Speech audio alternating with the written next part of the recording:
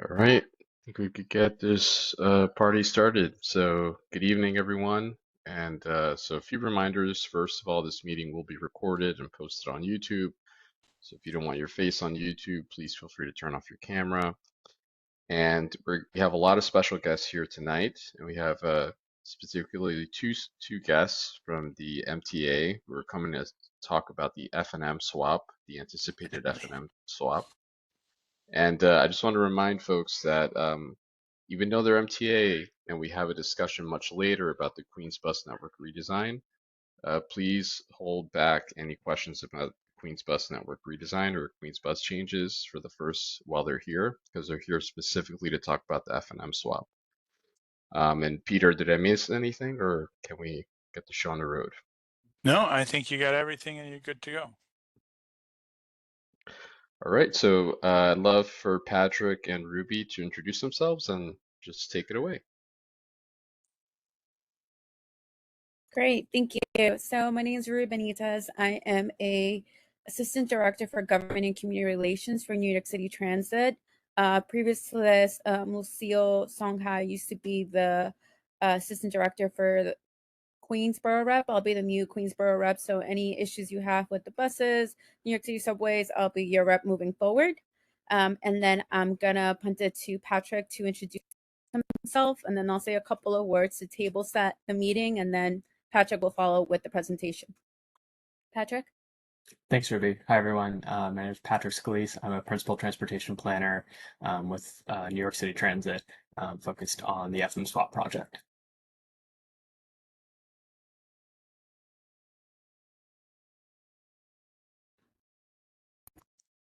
And I think Patrick will share his screen Sure, I'll to go ahead start and the get that. presentation.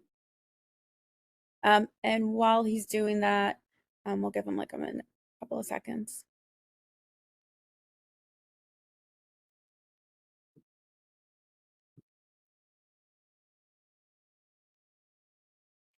So before he starts the presentation, we want to give a little bit of context or table setting for this swap.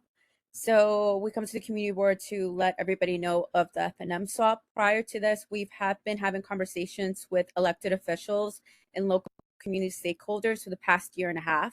So the past year and a half, we've had conversations about said swap with various elected officials within the areas where they'll see the immediate change in those stations, as well as further out on the M and on the F line.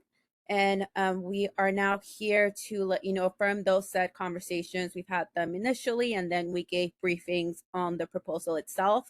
And then we gave an additional briefing to the community boards and elected officials of the actual upcoming implementation of this swap. So we're here to inform you of happening in December. So this is just an informative briefing about said implementation.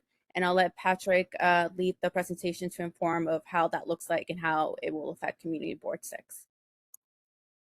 Great. Okay. Thank you, Ruby, for the introduction.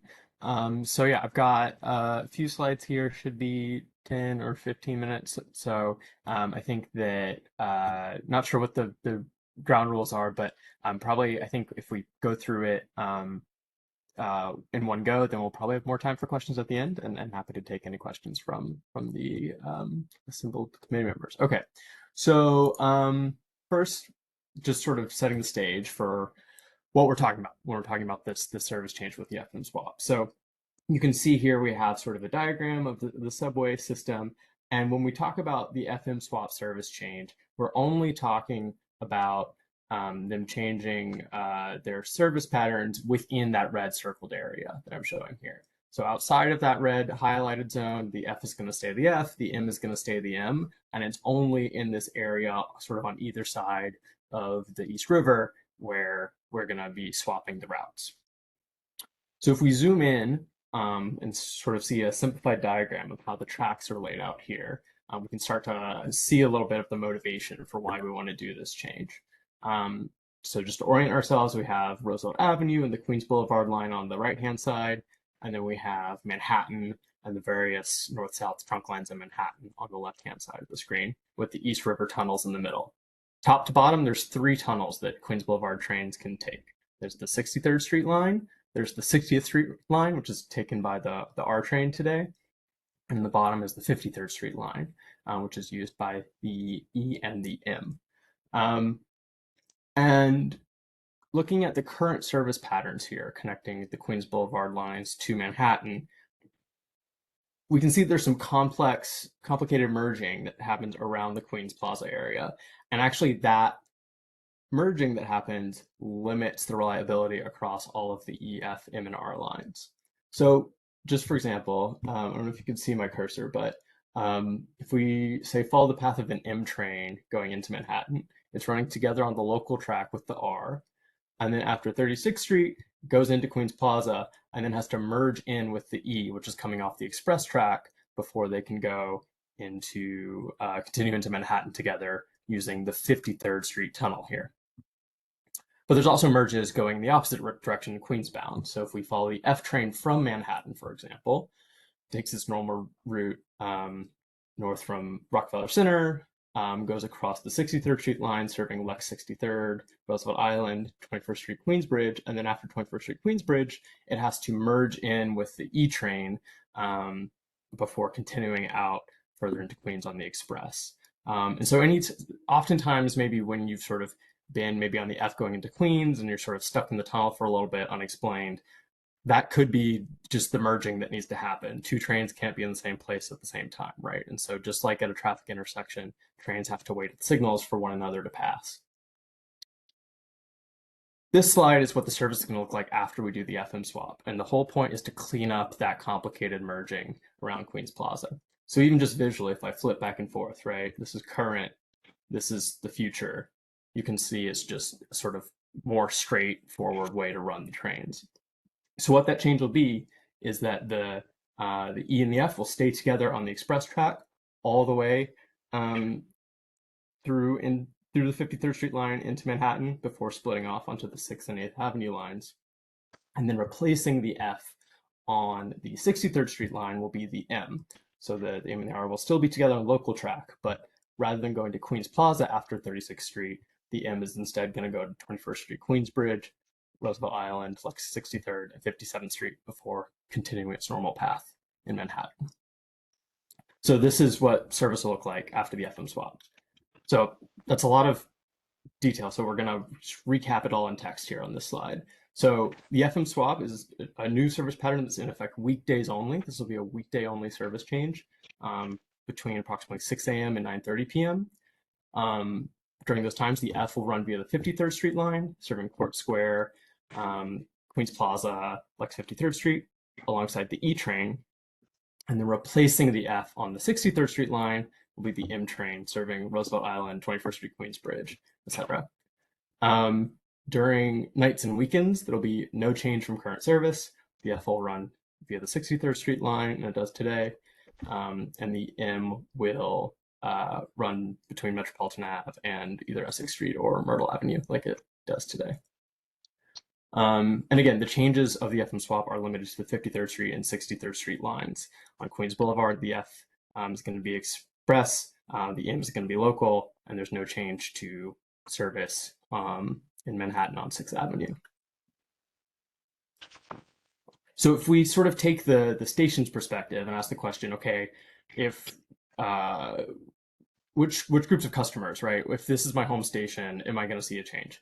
Only if you're at one of these 8 stations listed here is the train serving your station going to be a different change after different train after the FM swap.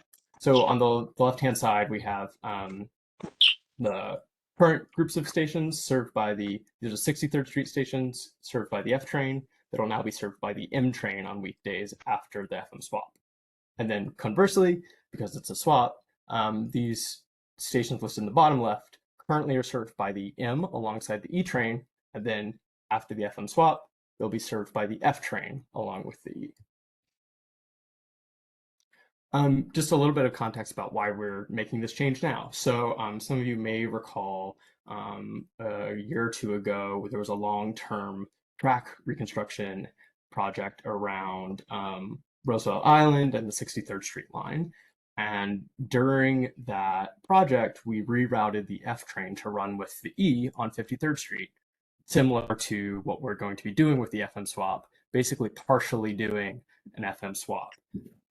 And what we saw when we looked at the data from that period was that the train service was more reliable.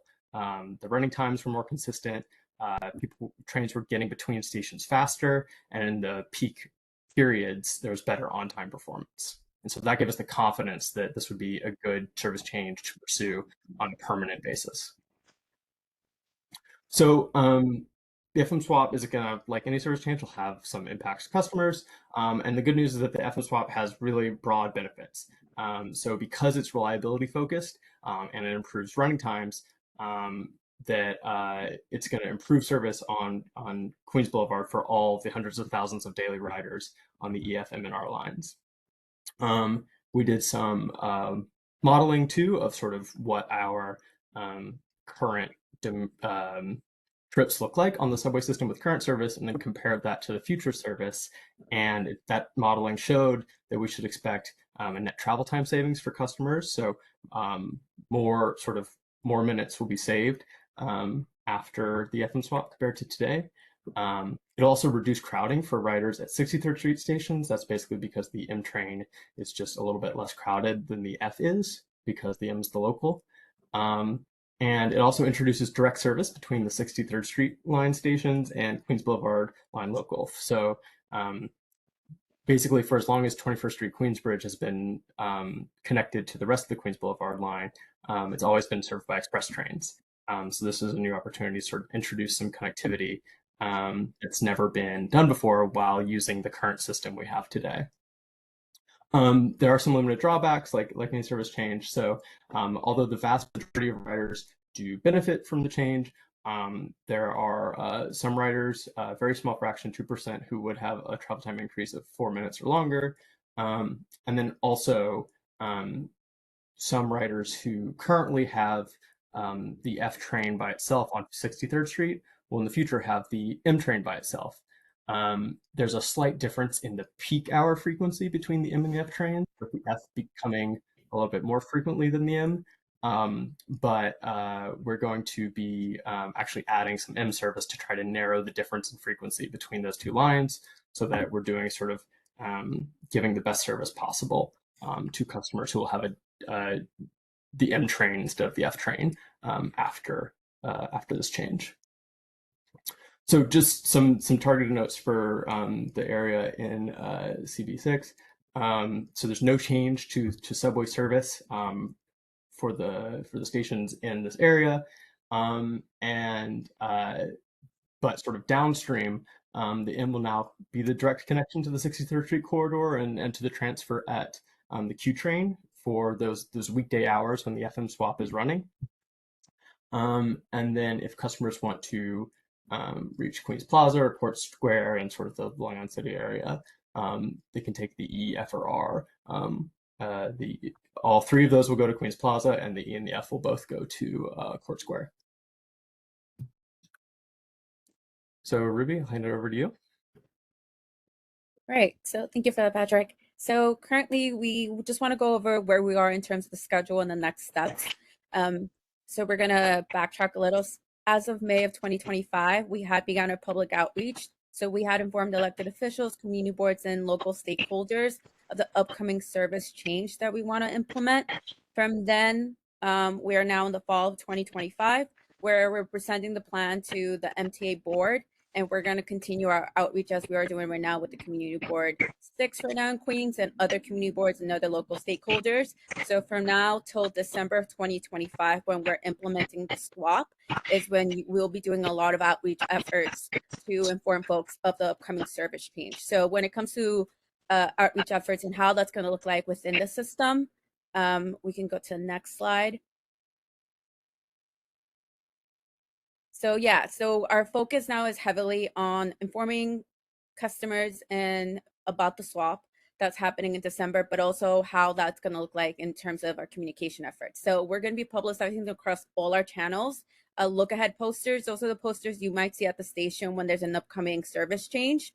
And we'll be also providing handouts / brochures explaining the service change, particularly the swap in that area that was described by Patrick, and how that might affect commuters not in the station center, but maybe further along the lines and how to get to where they need to get. Additionally, we're going to be updating our maps to reflect this change and this swap. Also, we will have a specialized website and digital feeds that will inform everyone of what's upcoming, how the service change will look like, what's the reasoning behind it, and how it will impact them. We'll also be informing this in our customer information screens that we have throughout our system. We will be playing announcements within the trains informing folks. So for the first 30 days when we actually implement this change, we will be letting folks know what the next stop is. So for example, if you're at 74th Street, Jackson Heights, on the F, it'll tell you what the next stop will be, which will be in the express route. So the next stop would be, I believe it's Queens Plaza, that would be next, and then vice versa for the M. So when you get on the M, it'll let you know which is each stop until it gets to that part where it will do the swap. So it will, let's say, like next stop will be 21st Queensbridge Station. Additionally, we'll have a train signage, as you can see on your right-hand side. So it'll look similar to that, and it'll tell everybody what's the next stop. And we'll have it inside the station, as well as we'll have, similarly to the Queens Bus Network redesign, we'll have customer ambassadors informing folks of the swap within the first couple of weeks and inform them where they need to go, how they can go to get to where they need to be because of the changes. Next slide, Patrick. And that's really all we have to present for you guys. So now we can open the floor to questions. Yeah, thank you both very much for the presentation. And I already see some hands going up. Definitely, we have a few questions. But yeah, thank you both very much. And before I pass it on to some folks who have their hands up, I did have a question about.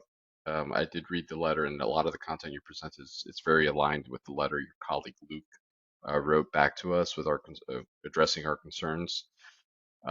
Do you folks have any additional information on like the QBLE CBTC signal modernization efforts? I feel like a lot of that also kind of impacts the, you know, the ability of these trains to move fast. But do you folks have any additional information on that, on how the signal modernization work is going?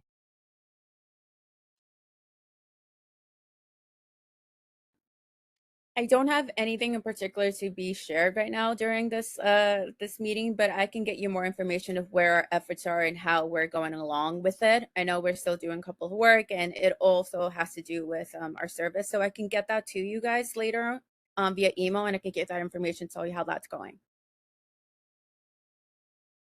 Yeah, that'd be much appreciated. Thank you. And I lost track of who went first, so I'm gonna just go alphabetical. Sorry, folks. Andy, please go first. I see your hand up. Hello. Thank you for the presentation. With this added efficiency, are you able to add more later express trains into the schedule?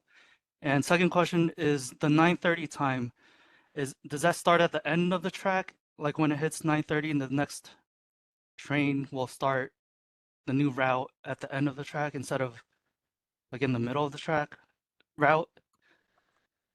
Sure. Yeah. Thanks for the question. So for the first question, which I've already, oh my God, I've already blanked on. Can you repeat that? Sorry. Increase express service and Yes, thank you. The efficiency. Yes. So our goal was to, with the FM swap, right? Our goal is primarily to help get more efficient service when we're running the most train service possible, right? And that's usually during the morning rush hour and the evening rush hours. That's when we see the highest impact of these merging conflicts due to the current service pattern.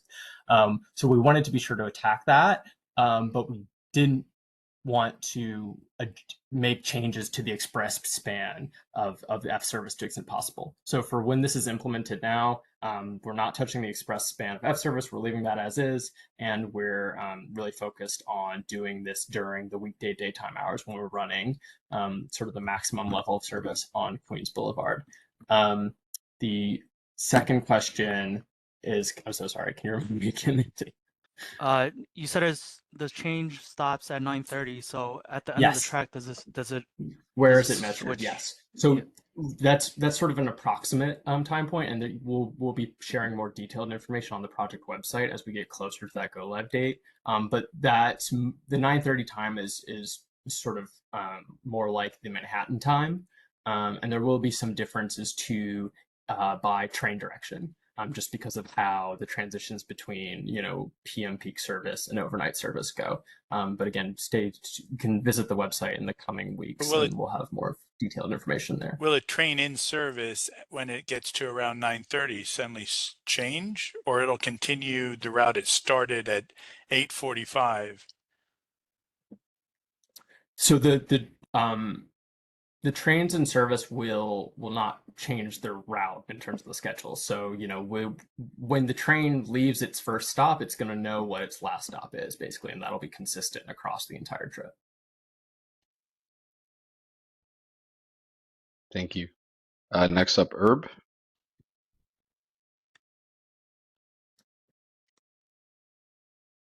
You got to unmute, Herb. You hear me? Yes. Yep. Okay, Yep. Now we where hear should I you. start, Edgar? Should I go over the background where I'm talking from, or should I just ask some No, questions? it's a busy meeting, Herb. Should the Pick your people best know question, and then you can that cycle I around worked again if in you have more. operations planning and I did the original plan for this? But just the important comment is going back to the slide where it said weekdays only. That's the entire problem. So the entire problem is that on the weekdays, on the late nights, evenings, late nights, and weekends, there'll be a different service pattern, which means the F is going back to 63rd Street, and there's no M, and the confusion on that alone is going to cause a lot of havoc, because the last train in the evening, like the other gentleman said, 9:30. The next train won't run the same way. So if you're waiting at a station at 47 50th Street and you want to go to Fifth Avenue, and you usually, now you take the M, you will be taking the F, or if you want to go to Roosevelt Island, you have to take the F, not the M, because there's no M. So there's a lot of confusion at 47 50th. At Roosevelt Avenue, in order to go to 63rd Street right now, you take the F and you go one stop to 21st Queensbridge. Right now, you're going to have to get off at Roosevelt from the F and take a local M train to get there, which increases the travel time. Another thing is the M train is not equal to the F train, no matter how much service you add. The M train runs 8 cars of 60-foot equipment. It's 480 feet. The F train is 10 cars of 60 foot, is 600 feet. You're losing 2 cars on every train, with the train stopping at the ends of the platform not being covered by the train. This is all going to cause a lot of problems, and it needs to be addressed. This is going to happen. So given the fact that it's going to happen, these various issues need to be addressed, and more importantly than other issues. Like there needs to be a hierarchy, knowing that people are going to be confused with the length of the train, with the M becoming the F becoming the M, like at the time when the service is ending, instead of the F running there, the F is running somewhere else. And the people transferring from the Second Avenue line at Lexington Avenue, the reason we put express trains originally in December of 2001 after 9/11, when we connected the 63rd Street line to the Queens Boulevard line, we decided on express service there. It was a new line. And now we have the Second Avenue subway, which is a transfer of a lot of tourists who want the express service and are going to get a local service. So the main thing is this evenings, late nights, and weekends. It's not just the train is going to run. There's going to be a different train, but it's going to run differently. The F is express, the M is local. Getting from Court Square to 36 to Steinway Street, you have to take 2 trains. Now you only have to take 1 train, the M. You now have to transfer at Queens Plaza, and it's from the F, and it's there's all these changes. So okay, so I just wanted to make that point, and also that the reason it's happening, we've had these merge since December of 2001, so it's 24 years it's running like this. It's not just something that just happened. And when we started with the V and we switched to the M in 2010, running the same pattern, and it's the cars, there's an issue with the new cars with flat wheels, which people aren't mentioning, that they figured that without these switches, the cars will operate better. So I guess it's something to look at, that they're looking at. And it's not just I just want to point out, the switching has been going on for 24 years, not for a few months, not for 5 years, 10 years, but 24 years we've been operating service like this. So it came up now. I believe because of the cars and the damage to the cars going over the switches, the new cars. So that's just a few things. But the main thing is the switch between evenings, late nights, and weekends. I just want to point it out. Whatever's operating weekdays is fine. Whatever, people will figure it out. But at the time when things are switching around, during these periods, tourists are coming on the weekend. They have an F train. They're staying till Monday morning. All of a sudden, there's no F train. It's an M train. These kind of things need to be addressed. Thank you very much. You were very good, actually, and the presentation was great. Thank you. Thank you, Herb. Either Patrick or Ruby, do you have any feedback on those? Sure, there's a lot in there. Yeah. Thank you. I appreciate the question from a fellow operations planning former colleague. You are right to identify the span of service changes and sort of what trains running when is the biggest challenge with this project. We understand that, and we are really keeping that center focus as we move towards implementation. For that reason, just like we do with sort of all of the other various lines that change service by time of day across the system, and we're going to really lean on our customer information systems, including platform digital signage, onboard train signage, and onboard train automated announcements. So as Ruby alluded to earlier, every train that runs via the 63rd Street line in Roosevelt Island is going in the voice announcement. It's going to say, this is running via Roosevelt Island, and it'll say on the side of the train, this is running via Roosevelt Island. So we'll really have to make a case for customers that at these transition times they need to pay attention to those customer information points. And the other thing I just want to speak to is even though the train length question, so you're right that the M train runs 8-car trains instead of 10-car trains like the F train does. That said, even with the shorter M trains replacing the F on the 63rd Street line, based on our estimates, that'll still result in less crowded trains if you're boarding at those stations because the M is less crowded to begin with. So we're still delivering a sort of a crowding benefit, we don't anticipate the 8-car trains causing any undue inconvenience for customers. You'll have to watch the ends of the platforms where people are running with the train. Herb, can we move on? But move on. Hold Yeah. that question Move for on. others Next. so they can ask their questions. Thank you. Yeah, let's move on to John. John, you've had your hand up. Thank you, Herb and Patrick. Yeah. Okay. Thank you very much. I think I'm talking about someone who used to be a Brooklynite, and I must say that I find that either I don't know what kind of consideration, if any, was given to really the decline in service that this would occur for people who basically want to transfer over from the trains on the Queens Boulevard line over to Brooklyn. I mean, I remember the old days when the G train used to run through Queens Plaza all the way up to Forest Hills, and this almost represents the last nail in the coffin of decent service.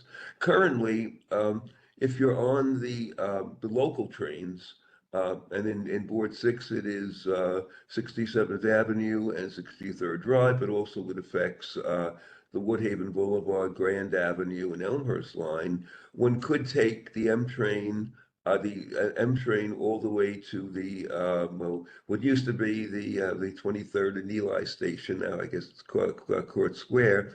To make that, to go through the tunnel and make the transfer to the G train. Now, and usually those trains, those local trains, are not as crowded, which would make it a bit more convenient. Now, an M train person is going to have to transfer on Roosevelt Avenue.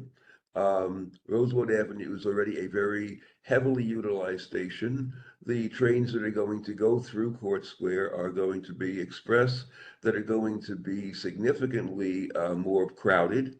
So I would say the ability of someone to transfer and get a seat on that would be significantly less so. Even if you take the R train, you will have to make us get off over at Queens Plaza and make a one stop, wait for the train to make a one stop there, and then make the connection. I mean, this is adding a significant amount of time, and I think certainly convenience. And I think clearly the additional crowding, I think, would be significant. Going the opposite direction, I mean, again, you really would compel people to use the express night trains, which would be more crowded, and also you would then not be able to do anything like take an M and then take it directly to your local stop. So I really am wondering what consideration, if any, was given to the impact that this would have, because I think this is not insignificant. Perhaps it's an unanticipated consequence that you might not have thought much about in the planning, but I think it is something that I think needs consideration at this time. Thanks for the question, John. The sort of starting point for the FM swap, right, is looking at the operational benefits, right? And so that's where we started, but that wasn't the whole point, and we wanted to make sure that we looked at the ridership modeling piece and what impacts that would have on customers. So you're right that there are certain travel patterns that are more affected than others, and the transfer to the G train might be one of those. What I will say is that I think that it with the G train though it goes both ways. For people who do transfer to Jackson Heights, they'll have the opportunity to have more express trips to Court Square, 23rd Street, with the F and E both going there. So we're running twice as much express service through Court Square and a greater volume of train service overall with the E and the F combined compared to the E and M alone. So whenever you do have a situation where you are looking to make a cross-platform transfer to complete your trip, your wait times will be lower than they are today for any cross-platform transfer you could do. So, we're confident the FM swap and our modeling shows that it's a net travel time savings across all the hundreds of thousands of Queens Boulevard riders, and that customers will still be able to complete their trips with some adjustments in the near term. I can just say that I hope I wind up being as optimistic about this as you are, and we'll have to see. Thank you, John. Next up, we got Peter. Yeah, thanks, Edgar, and thank you, Patrick and Ruby. My big issue with this, I totally understand untying the knot at Queens Plaza, and I do appreciate the extra express service that you were just mentioning, and even your intention to increase M service, which would be great. But I think the big problem here, and to pull on some of what Herbert was addressing, My concern less being the confusion, though it'll be real, and more of we need more weekend service. Like this should be a permanent change 7 days a week, rather than switching late nights when people are now transiting within Queens. They're not just commuting, and they're now transiting. And here's this great opportunity, as you highlight, if you live on Roosevelt Island, you can now get to Steinway Street and Broadway, where all the restaurants and bars are, rather than having to travel to Roosevelt and make your way back, which is a trip you're not going to do. You're going to go somewhere else. So, you know, that Steinway Business District, it will really benefit from this change, except you're only doing it for commuters.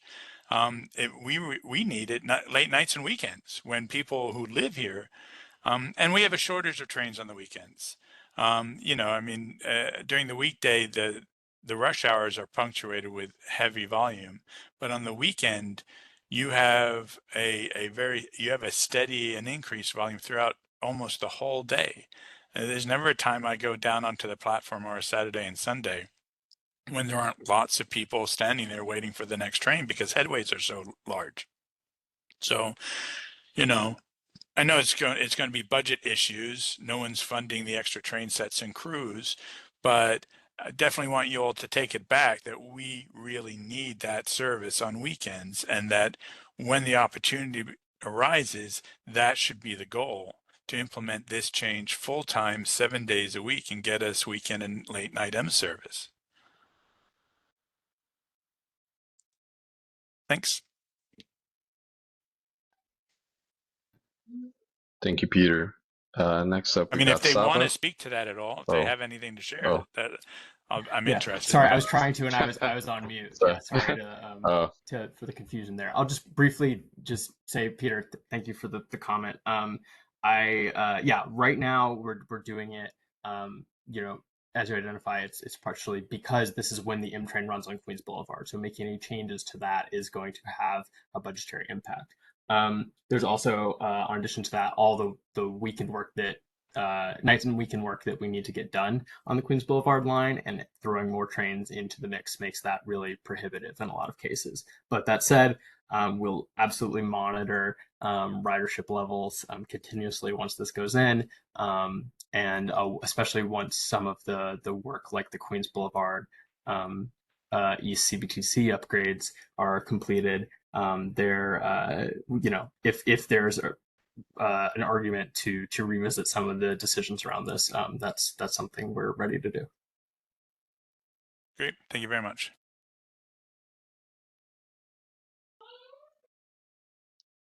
all right. Next up, we have Saba. Hi, thanks for talking to us about this. I got two things. They're both really quick, so you can answer them. One, it looks like it obviously makes folks going to Manhattan's life a lot easier if they live in this area, right? We know for a fact that there are some people who live on Roosevelt Island who are healthcare professionals that have like a time limit to get to Elmhurst Hospital. Have you guys thought about that? Because they're going to have to go through a local train in the morning. It's going to slow them down. The M train in general has a lot more disturbances during commute hours than the express trains, because the express trains are optimized to get back on track faster. And I think that's something we should look at, just because either they take a bus, which is a lot longer, because it makes their one stop to Roosevelt and like do the last walk or on a bike or whatever to Elmhurst Hospital a lot faster. It also makes people who live in the Queensbridge houses, which is public housing. I understand that's not our district, but it makes their commute this way to Queens a lot longer. Like if they were using because they've had the express line, and so they are going to be inconvenienced. And so it looks like we're definitely not putting equity into the issue, like into the consideration. But also, have you seen the platform on 53rd and 5th? It's very narrow. I use that very often for work. and I come off of an M train because it's local to me and I can just get on the M train and like the 5 minutes is faster or whatever. But if you are getting on at the 53rd station, it's very scary. And now you're going to put 2 express trains that are going to have way more people coming on and off because they're express trains and the platforms are very narrow. I don't know if you guys have looked at it. There was construction at the 53rd station, but it didn't increase pathways. It actually looks like it made them narrow. Thanks for the question. So I'll do in reverse order and I'll try to be brief. So with Lex 53rd Street, we definitely understand that's a crowded platform. And you're correct that there is construction going on there, and it's actually to renew the escalators and elevators so that we have reliable and I'm efficient talking about the ways 5th to get. and 53rd. Oh, 5th and 53rd. Okay, sorry, I misunderstood. So 5th and 53rd also will be busy. And I guess the point is that we'll be monitoring crowding, especially on those 53rd Street line platforms after this goes in. And there will be more total train service. So you know, hopefully that'll sort of reduce the impact of any one train surge, and it'll be sort of more even, safer to clear. To the other question about sort of 63rd Street travel patterns, this is a reliability focused improvement, right? The FM swap will bring improved reliability for all the EFM and R lines, and so while there's some individual travel patterns that may take longer, we are confident there will be a reliability benefit, and also across the whole population of riders, there's also a net travel time savings. So, sometimes when you're losing an express train, you're gaining a 1-seat ride, for example. And so there's some of those offsetting things too.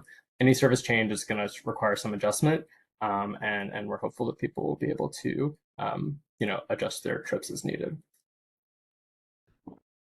And just to add to it, when it comes to conversations about Queensbridge and Roosevelt Island, we have had conversations with the hospital at Roosevelt Island, and we have informed them of said swap, as well as the local elected officials within those 2 proximal locations about the upcoming service.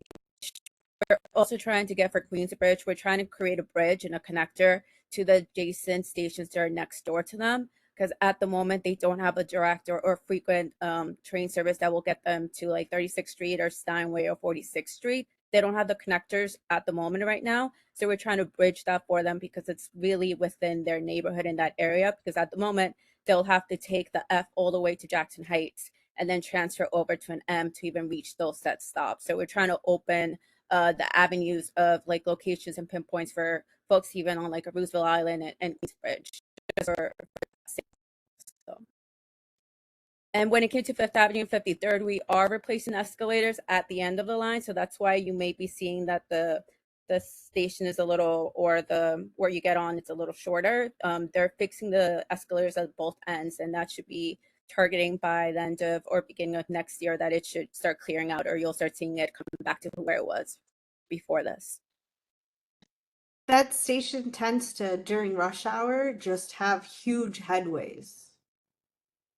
Like more and more in the past 2 years. And I think that it's going to just get people stuck on the platforms underground for a really long time. And I think that's something you guys should consider. Well, this would push more express trains to lessen the headways. Do I understand that correctly? That's But correct. Yeah, even so with the average headway will be low.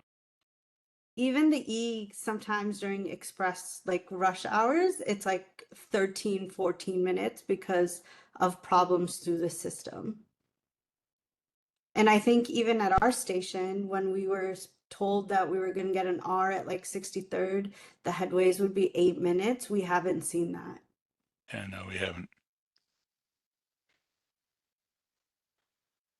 Okay, thank you very much. Pedro, you're next, but Andrew, your hand was up before and went down and when I think Edgar accidentally did a purge. So I did, Andrew, do you did still have have a a question. question? If I figured. So I was also confused about the weekday versus weekend change. And I just wanted to ask if there was a practical or if it's purely a budgetary reason. Why have two schedules? Why not simply at the outset pick the one simplified schedule and make this a permanent swap? No, I mean there's definitely the substantive reason is that there's a lot of we need to protect the ability to do the maintenance work on the weekends and nights that needs to happen, and so adding in more trains to the mix doesn't allow us to get that done Without without sort of additional trains, canceling it. just keeping the routes the same. So okay, so, thank you. That's helpful clarifying. So part of what happens too is that because Queens Boulevard has 4 lines, once you add up the combined, acceptable level of service across 4 different lines, then you get to an overall volume that really starts to push beyond what we can manage. So we don't do that as a policy. Basically, we don't have 4 of the same train lines running on the weekends unless it's like right in the core of Manhattan because of the need to do maintenance work. That's the main thing. And then just like also, yeah, I guess no, that's the main answer. Thank you. So then Pedro and Latrice after Pedro. Yeah, mostly I was just curious because Felipe, as I mentioned at the beginning, there's the CBTC upgrades happening on Queens Boulevard, and then there's also this change that is also going to be, in theory, increasing the capacity. Do you? And I understand that there's still a lot of like work that needs to be done. CBTC is not done, but do you have an estimate for how many extra trains will be able to run after all of it is completed? So I can't speak to the CBTC sort of future state because that's not my area. And the gains here, we're not scheduling a higher total volume of service. We're adding some frequency increases on the M train for sort of the specific reason to balance with the F. But the real gains here are in efficiency and reliability. So, on average, there shouldn't be a real change in total train throughput or total train capacity before and after. But what we will see is better reliability, more consistent headways, and sort of reduced reduced magnitude of delays. Part of this too is that when a delay does happen, it can propagate very quickly because of the interconnections between the train lines at Queens Plaza. This will separate out the express trains from the local trains more definitively, and so we expect reliability to benefit from that. No, I understand that. I don't, and I'm saying you're not adding any more capacity because that's definitely, sorry, not more capacity. You're not adding more trains.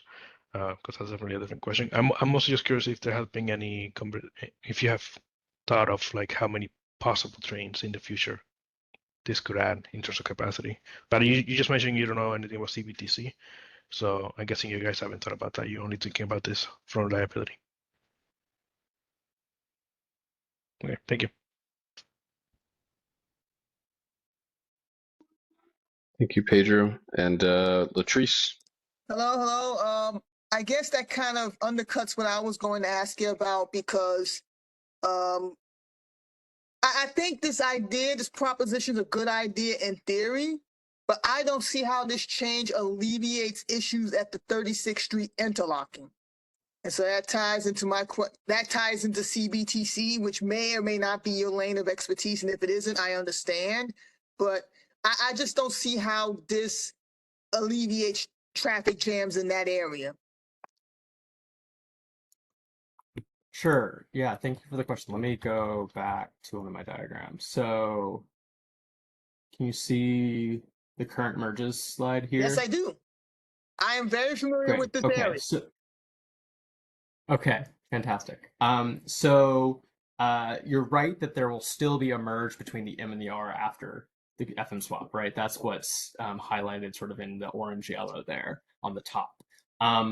The that'll basically be sort of at the same and lower frequency than today, right? So the current E and F merge at 36th Street is like pretty high frequency. It's two high frequency, high capacity lines. The M and the R are slightly less frequent at the peak period, so they're Slightly, you're less being prone to kind, having not these to merge. cut you off. I take them in the They in are the slightly morning. less frequent, Services is and like basically in my mind. Patrice, let him May, answer. I'm fair enough. Fair enough. So there's going to be a sort of lower overall volume of trains doing that merge, right? So that's one thing, and also it's getting rid of sort of the three-way merge that currently happens at Queens Plaza, but maybe that's not what you were asking about. But we're sort of trying to think of that as like a combined system, right? You have these two interlockings really close to one another, and so like a delay at one is going to pretty quickly impact sort of another 36th Street in the same direction. How does this improve service for those who live at the local stops like myself? That's the thing. I don't see So how this change benefits anyone. It's just making changes for the sake of making changes. But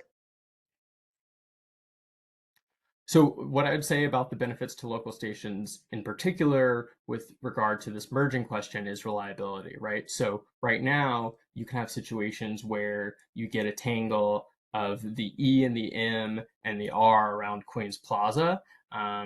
And you have the potential for something that's going on an E train to back up and affect M and R service. Now M and R is going to be totally separated from the E train, any issues that would come up on an E train, right? So just reducing the level of interconnectedness and keeping the local trains kind of more to themselves should have reliability benefits.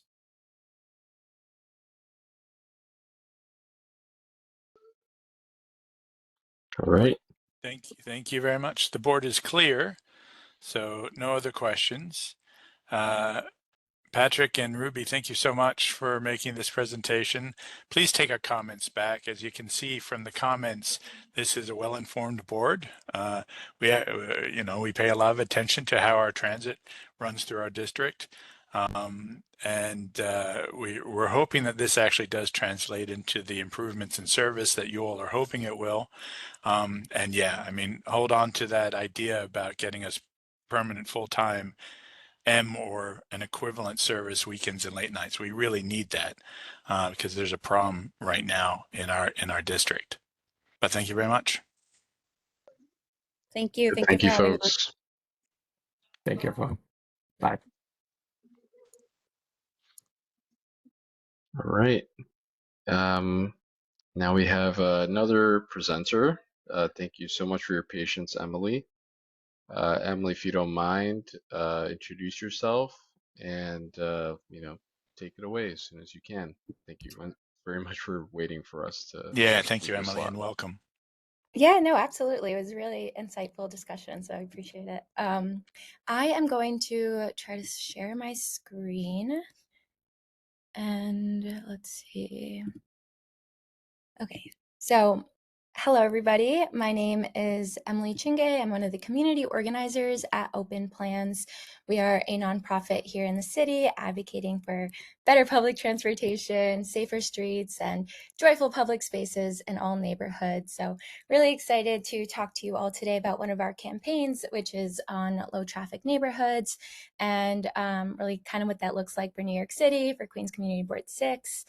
So I'm going to go ahead and get started. I'll try to be as brief as possible, and then I'm happy to answer questions at the end. I know you guys have a jam-packed meeting today. So I wanted to start with this question that says, how many cars outside your window do you think are stopping in your neighborhood? So these are, cars that might be parents that might be dropping their kids off at school or at the park or shopping at a local business, going to the pharmacy. The amount of cars that are not doing this, spoiler alert, is less than you think. So why is that? So our neighborhood streets have unfortunately become highways. So folks are now choosing to get off maybe the Jackie Robinson Parkway or the Grand Central Parkway to save a couple of minutes of time on their commute, and they'll go through a residential neighborhood, and maybe Google Maps might suggest this for them. They might say you might, save 5 minutes by zooming through the residential neighborhood, and this results in more congestion for the local neighbors that are driving around, and results in a lot of cut-through traffic. And so we know that New Yorkers know what they want to see in their neighborhoods. This is some data from a poll by Data for Progress. Neighborhood streets need to be designed more for pedestrians and their safety than for cars. 69% of New Yorkers agree. Traffic in their neighborhoods endangers children. 65% agree. And traffic reduces the quality of life in their neighborhoods. 63% agree. We have solutions for this. We know that there are many different measures that can be taken in the city to help alleviate some of these street safety concerns. So what if a single approach could really deliver all of these outcomes? Incoming, a neighborhood approach to reduce cut-through traffic. So what is a low traffic neighborhood? It is a neighborhood approach that redirects the cut-through traffic that we'll see in our neighborhoods. So cut-through traffic that we'll see along residential streets will now be going around through the boundary roads. And this is done to enhance safety for everybody in the neighborhood. It promotes walking, it promotes socialization, cycling, etc. Creates a much more healthy environment and improves the quality of life for everybody. So here is kind of what that would look like. This is just a sample of just a random grid that we had someone put together. No particular part of the neighborhood, just random grid. So as you can see here, if you see the blue dot on the screen, these streets surrounding this residential neighborhood, these would be the boundary roads, and then these on the inside would be the residential streets. So this is what the grid layout currently kind of looks like in the city, and then with a low traffic neighborhood in place, this is what it could look like. So we have a number of street safety elements that have been added. There is traffic that is being redirected, and there's more opportunities for street trees and a universal daylighting and a plaza block even by the school. So what happens is the vehicular traffic kind of moves. Cars are no longer really able to cut directly through. They're not zooming down past the school, zooming down past the park. Instead, they're weaving around, and the goal is to encourage drivers to stay on these boundary roads instead of cutting through the neighborhood. So traffic patterns change. However, it is it's maintained for cyclists and pedestrians. They have full access to the entire street as it was before. A closer look, some intersections might have some diagonal diverters with some street trees, shorter crossings for pedestrians. And here, as you can see here, maybe parking would still be maintained. There's just some more elements that are added to make it safer for everybody. This is a plaza block that could go by a school. So a lot of times we've seen that schools might not even have recess space or might not have gym space. They might be sharing it with their cafeteria, might need a little bit of extra outdoor space, or maybe pickup and drop off is just really chaotic in the mornings and afternoons and need a little bit of extra space for students to safely cross the street if they're going to the park or making their commute home. And a plaza block is already something that the DOT is doing throughout the city, so it'd be a great additional element to a low traffic neighborhood. We also could add shared space streets. So by doing this, cars would have to weave a little bit throughout the street just so that they might go a little bit slower to make it safer for pedestrians that are crossing, for cyclists that are biking.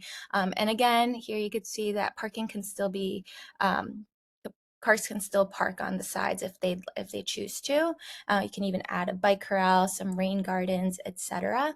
And what's really great about this is that cars are now going much slower on these streets, so they can share the road with cyclists without needing that separate infrastructure. Of course, that infrastructure could also be added, but it's a great kind of short-term solution before making those additional changes. So this neighborhood approach is really, it's happening worldwide. It's growing in popularity. We've seen it in Spain with the super blocks, in Bogota. The UK has their own low traffic neighborhood program currently in place that's super popular. And we've seen a couple of these elements already added throughout New York City. Sunnyside, for example, has a bike boulevard. Paseo Park on 34th Avenue, they have had a number of street safety improvements that has really improved the quality of life for everybody. And there are many schools along that avenue. So, after school, you could just see the children running around. It's much safer, and it's a place for them to hang out and to make new friends. So a couple benefits for the neighborhood. There was almost a 50% reduction in traffic volume within the residential neighborhoods because that through driving is redirected to go onto the boundary roads, or maybe folks are just now choosing to stay on the parkway and the highways instead of going down these local streets. They make our streets safer, they reduce crime, they slow down cars, and you don't have to really enforce it just because the way the streets are designed, cars are now just going slower and you don't have to worry about, it's just much slower.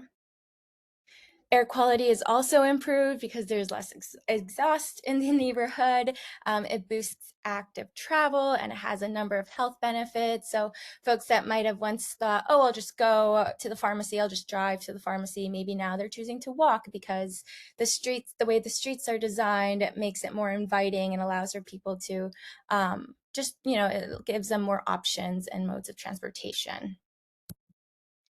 A couple of benefits for the city. Again, LTNs are self-enforcing, so we may have seen the open streets throughout the city that have barricades, and volunteers are running it, making sure that everyone's kind of following the rules of the road. But LTNs are self-enforcing, so they don't require any sort of daily programming or maintenance that open streets might require.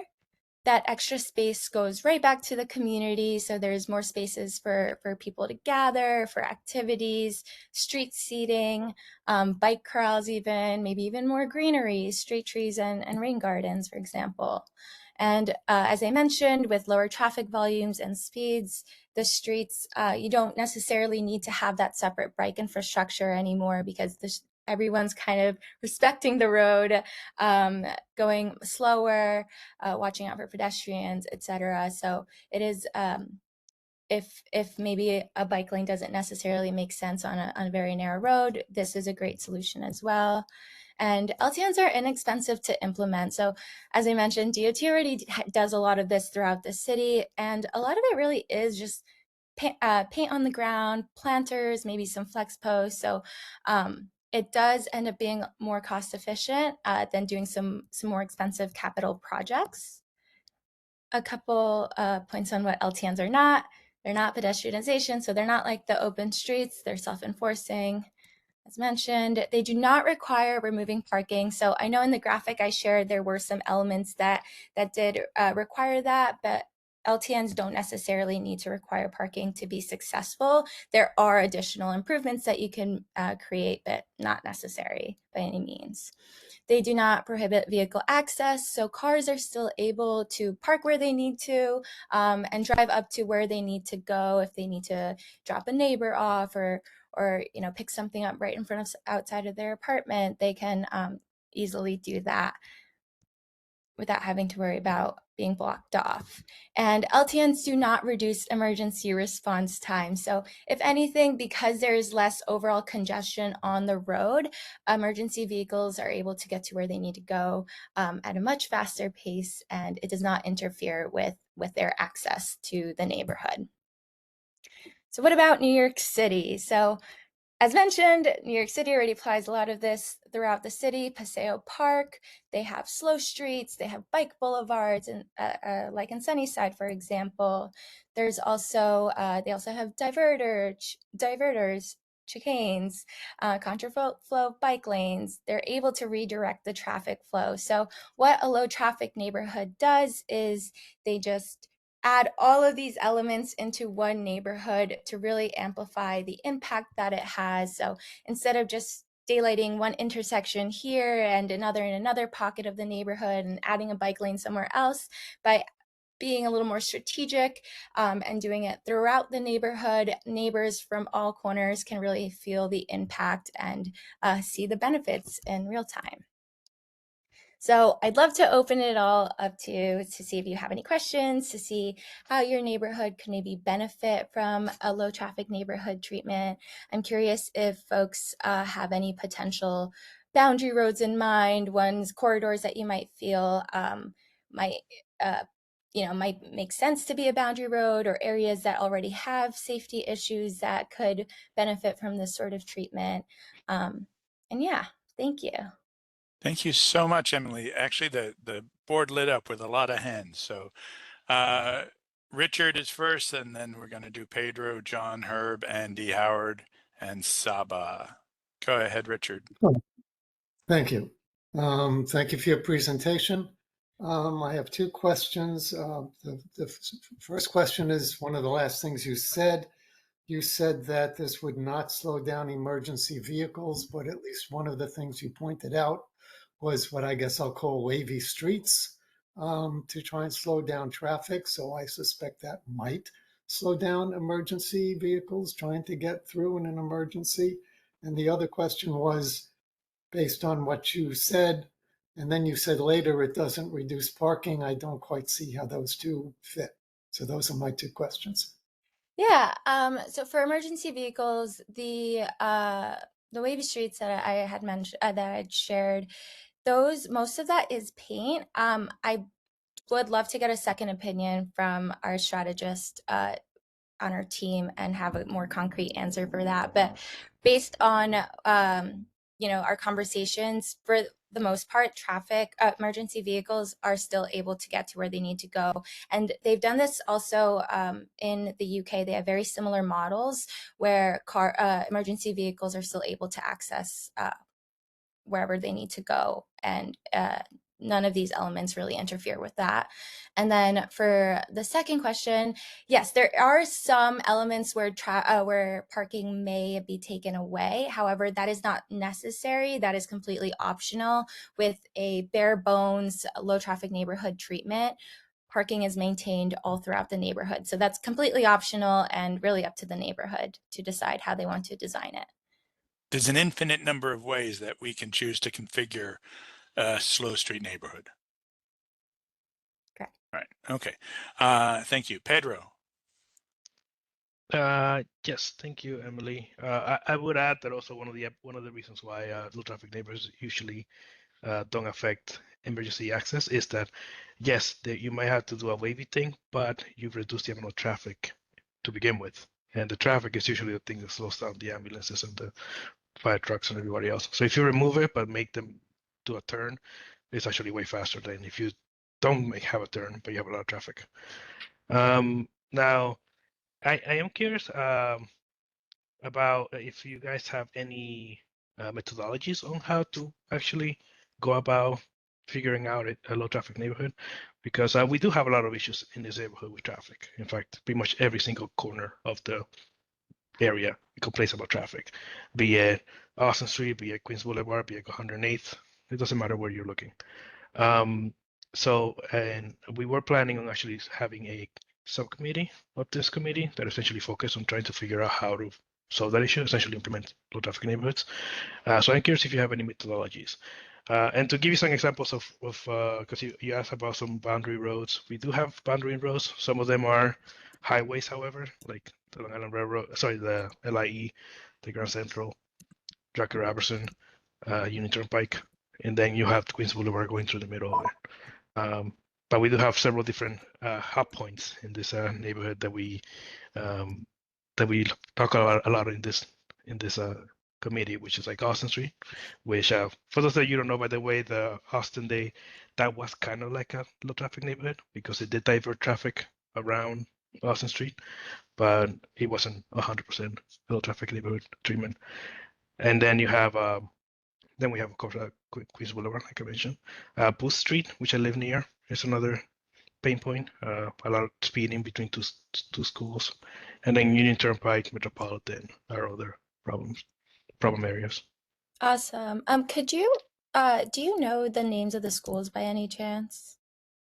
We have the Rosa Sage, which is on one end, and then these PS. I'm always forget the number. 139. 139. Okay. So they're Just kind of they're both on the same street, and I just happen to live near it, and I'm always walking down it, and I just happen to know that it is a alternative to get from the LIE all the way out to Rosa Sage, without getting Queens Boulevard, because you can avoid all the traffic lights, which is another issue that we have. We have also issues with people driving on Austin Street and then making a right on 67th Avenue and then making a left on Weatherall, and then trucks getting stuck because they're following Google Maps. So, like I mentioned, lots and lots and lots of places where we could have treatments like this implemented. yeah, and that's really helpful context. So the reason we wanted to present to you all today on LTNs is because one of the ways that we're hoping to identify what these boundary roads might be, or what, you know, the priority residential roads that are already seeing a lot of traffic. We wanted to speak to the neighbors themselves and see, you know, how we can solve this issue.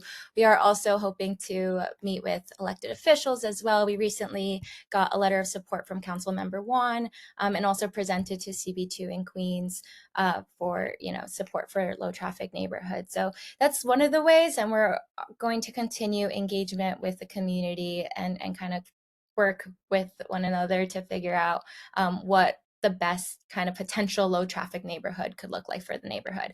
What we've noticed with, like, in the UK, for example, is once there's one little pocket of the neighborhood that has an LTN, everyone within that neighborhood sees the benefits, the surrounding neighborhoods also see it, and then they also want one. So it kind of continues to expand from there. But this is really helpful knowing about the schools, the Union Turnpike, Queens Boulevard, all of that. And would love to continue that conversation to see, you know, what a potential mock-up could look like. Hey, Emily, does Open Plans, do you have a handbook of the different tools, what the criteria are for applying different tools, maybe instructions or how to contact Google to have them like demap a street for through traffic so that they don't take people through a neighborhood? We don't have like a set of tools, but we do know, like, we follow kind of the DOT's street manual. And then of course this would be a conversation with the Department of Transportation as well. With Google Maps and Waze and apps like that, I don't think that there's really any way, unless we're able to talk to someone out there who's programming it. I don't think that there's a way to mark a residential road as like a no cut through traffic kind of road until there is those elements that are that are in place, and the traffic is redirected, where they're now seeing that it adds time to someone's commute instead of decreasing. Right. Thanks. John, then Herb and Andy. Yeah, I just have a couple of things here.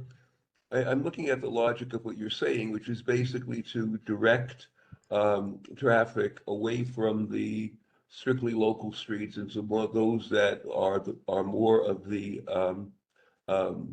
major streets and things like that. I mean, we do have like major highways like the LIE and the Jackie Robinson, but those are very much at the border.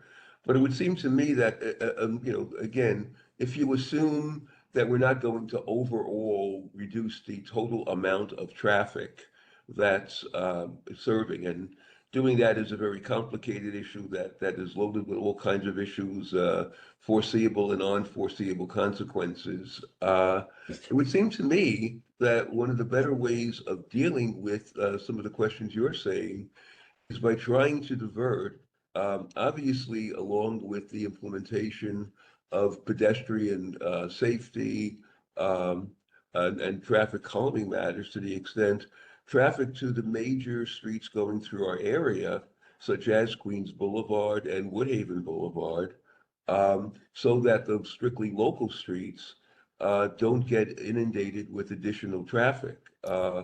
Again, I think we're dealing with a situation where, unless we could reduce the total number of cars and automobile coming in, it's going to go one way or another.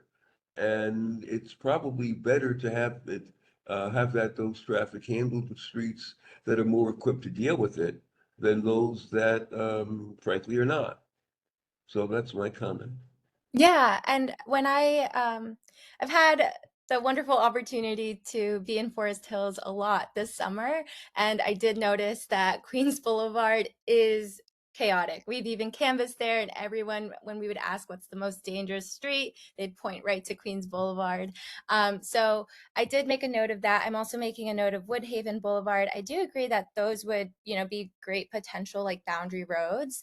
And if there is, space for the cars to be there already, why not just continue to make sure that folks are staying on that road instead of cutting through the local roads? Our goal, what happens with this is a lot of times people are wondering if that would mean more traffic on Queens Boulevard or Woodhaven Boulevard, for example. But a lot of times these drivers are not even like in this neighborhood at all. They're supposed to be on maybe the Grand Central Parkway or Jackie Robinson. So they're just choosing instead to stay on those parkways. So if anything, the boundary roads also do see less traffic, which is kind of a win for everyone in the neighborhood.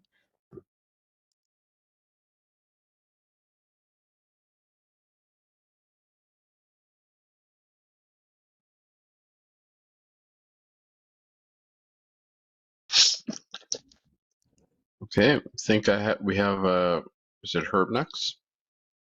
Yeah, hi. I hope people noticed that this concept is over 100 years old, and that Forest Hills Gardens was built like this with streets that don't actually, a lot of the streets don't go through. Rego Park, the Crescents, Jamaica Estates, all these neighborhoods in Queens were built on this concept of let's not have traffic go through our area. It seems that now we're looking at grid sort of a area where the streets actually do go through and having to deal with that.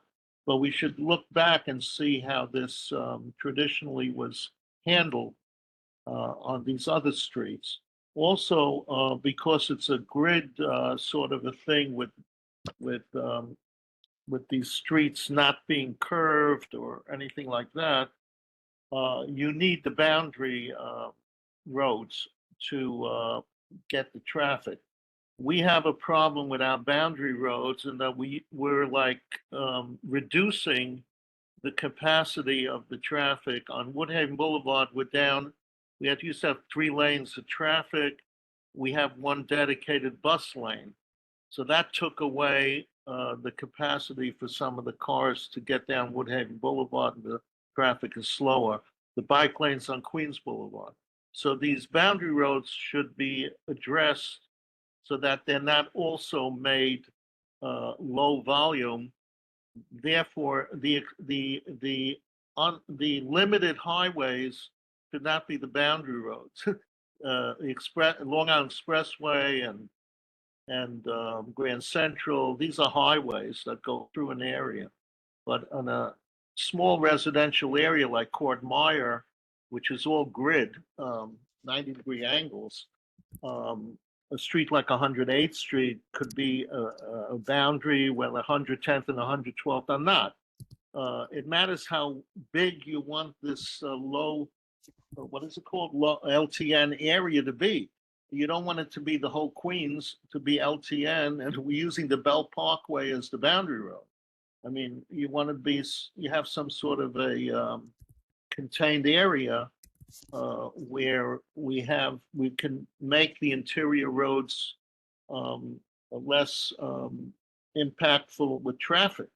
Also, just a comment on the weaving, because I studied city planning, I have a master's. Weaving streets are also dangerous, even though the cars are going slower. When they're hitting a park area or somewhere where pedestrians are, and now they have to weave around, they might miss that weave.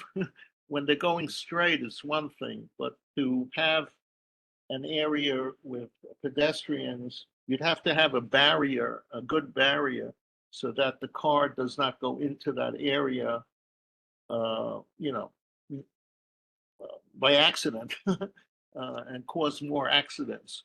So there are various ways. But my main point is that we have to, if you want to be successful with the interior streets on the LTN, You have to address the boundary roads and make them more, give them better ability to have these cars go there. You want them to go there and not stay within the LTN. Thank you very much for this. Yeah, thank you. Thank you for your comments. And I see that Peter left a couple points in the chat. Completely agree. Did not know that about that context about Queens Boulevard, how it was parking. So yeah, I do agree with having some physical infrastructure in place. That definitely would be helpful. DOT has some wonderful planters, but I think there could always be more to really limit any confusion on the street. And I do want to add, I think I'm not sure if I sent it to you, Edgar, or to the district manager, but I did share a resolution that we have if the board feels inspired and has those suggestions that you all mentioned as potential boundary roads, or, of course, would love to continue this conversation as well. But these are definitely really helpful points that could be added to a resolution in the future. Thanks, Emily. Andy, then Saba. Hi, Emily. Thank you for your presentation. I just want to point out that the two examples in the gardens that I know of for low traffic neighborhoods is coming off the Utopia Parkway. All of the entrances, there are no entrances into the gardens. It's all exits. So that's a way of keeping cars from going through the gardens. And also on Burn Street, they do sort of like alternating one-ways on that long stretch. So it kind of forces cars not to go through that. And I think in the Crescents by 174, and especially that corner with the preschool, I think that area needs calming measures, similar to like a Burn Street alternating one way, or something has to be done about that because there's a lot of kids, there's a preschool, and there's two hills coming down at the intersection, and it's really dangerous. So I want to apply something to that area. Thank you. Thanks for sharing. Thanks, Andy. Saba. Hi. I'm going to build on 174 actually because this is the neighborhood I live in, and I've seen a change in the traffic pattern as people get frustrated. And I don't know if this is coming off like the height of the pandemic to people driving and going places again. So I live on the edge of the Crescents on 63rd and Carlton. And I see a lot of cars come up 64th, make a left on Carlton, like speed down Carlton to get to Alderton using like the crossroads of Elwell or Detrill or all of those things. And so somewhere in that area, if we can do it, because these cars are literally not stopping at stop signs. And they're definitely throughway cars because some of them have like Pennsylvania plates.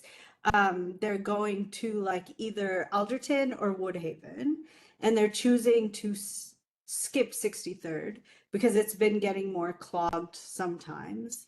And we're also seeing more accidents coming out of Carlton to cut into back onto 63rd to go towards Woodhaven. And I think Carla also has her hand up, and I think she's going to talk about 174. So I'll let her also have her moment. Thank you. Go ahead, Carla. Well, yes to hi, I'm Carla. I actually was the person that submitted the school streets application for 174 earlier this year because of the traffic issues that we were having around there. But actually, I was going to kind of echo what Andy and Saba said. I live right on 66, right next to Woodhaven, and the number of cars that are literally speeding, coming, like they come off of Yellowstone, they go past Fleet where the baseball fields are, which is also like the soccer field that my kid is at right now. And then they come speeding up 66 to try and hit the light onto Woodhaven. And so that's all cross street traffic. And that's like really dangerous. There aren't really stop signs on this, on 66 Ave. And there are a lot of crosswalks. And so constantly, like, we cannot, like, the moms in this neighborhood cannot let our kids play outside because it's actually too dangerous to let our kids cross the street. And that's really unfortunate because this is a great neighborhood, but like, because that intersection between Yellowstone to Fleet to 66 to Woodhaven is so crazy fast, and like, I have become the crazy mom that yells at cars that are speeding by. So anything that can be done to help slow that through traffic down, particularly when we are a block from 174 and so many kids are now walking to school because we won't let their parents drive them to school because we shut down the road. But anything that you can do to make it just safer for the tiny humans would be most appreciated. Thank you. Yeah, thank you so much for your comments. When we presented to Queens Community Board 2 last month, they had also expressed a lot of concern around the schools, especially, and highlighted children and seniors, our most vulnerable road users. So really appreciate your comments.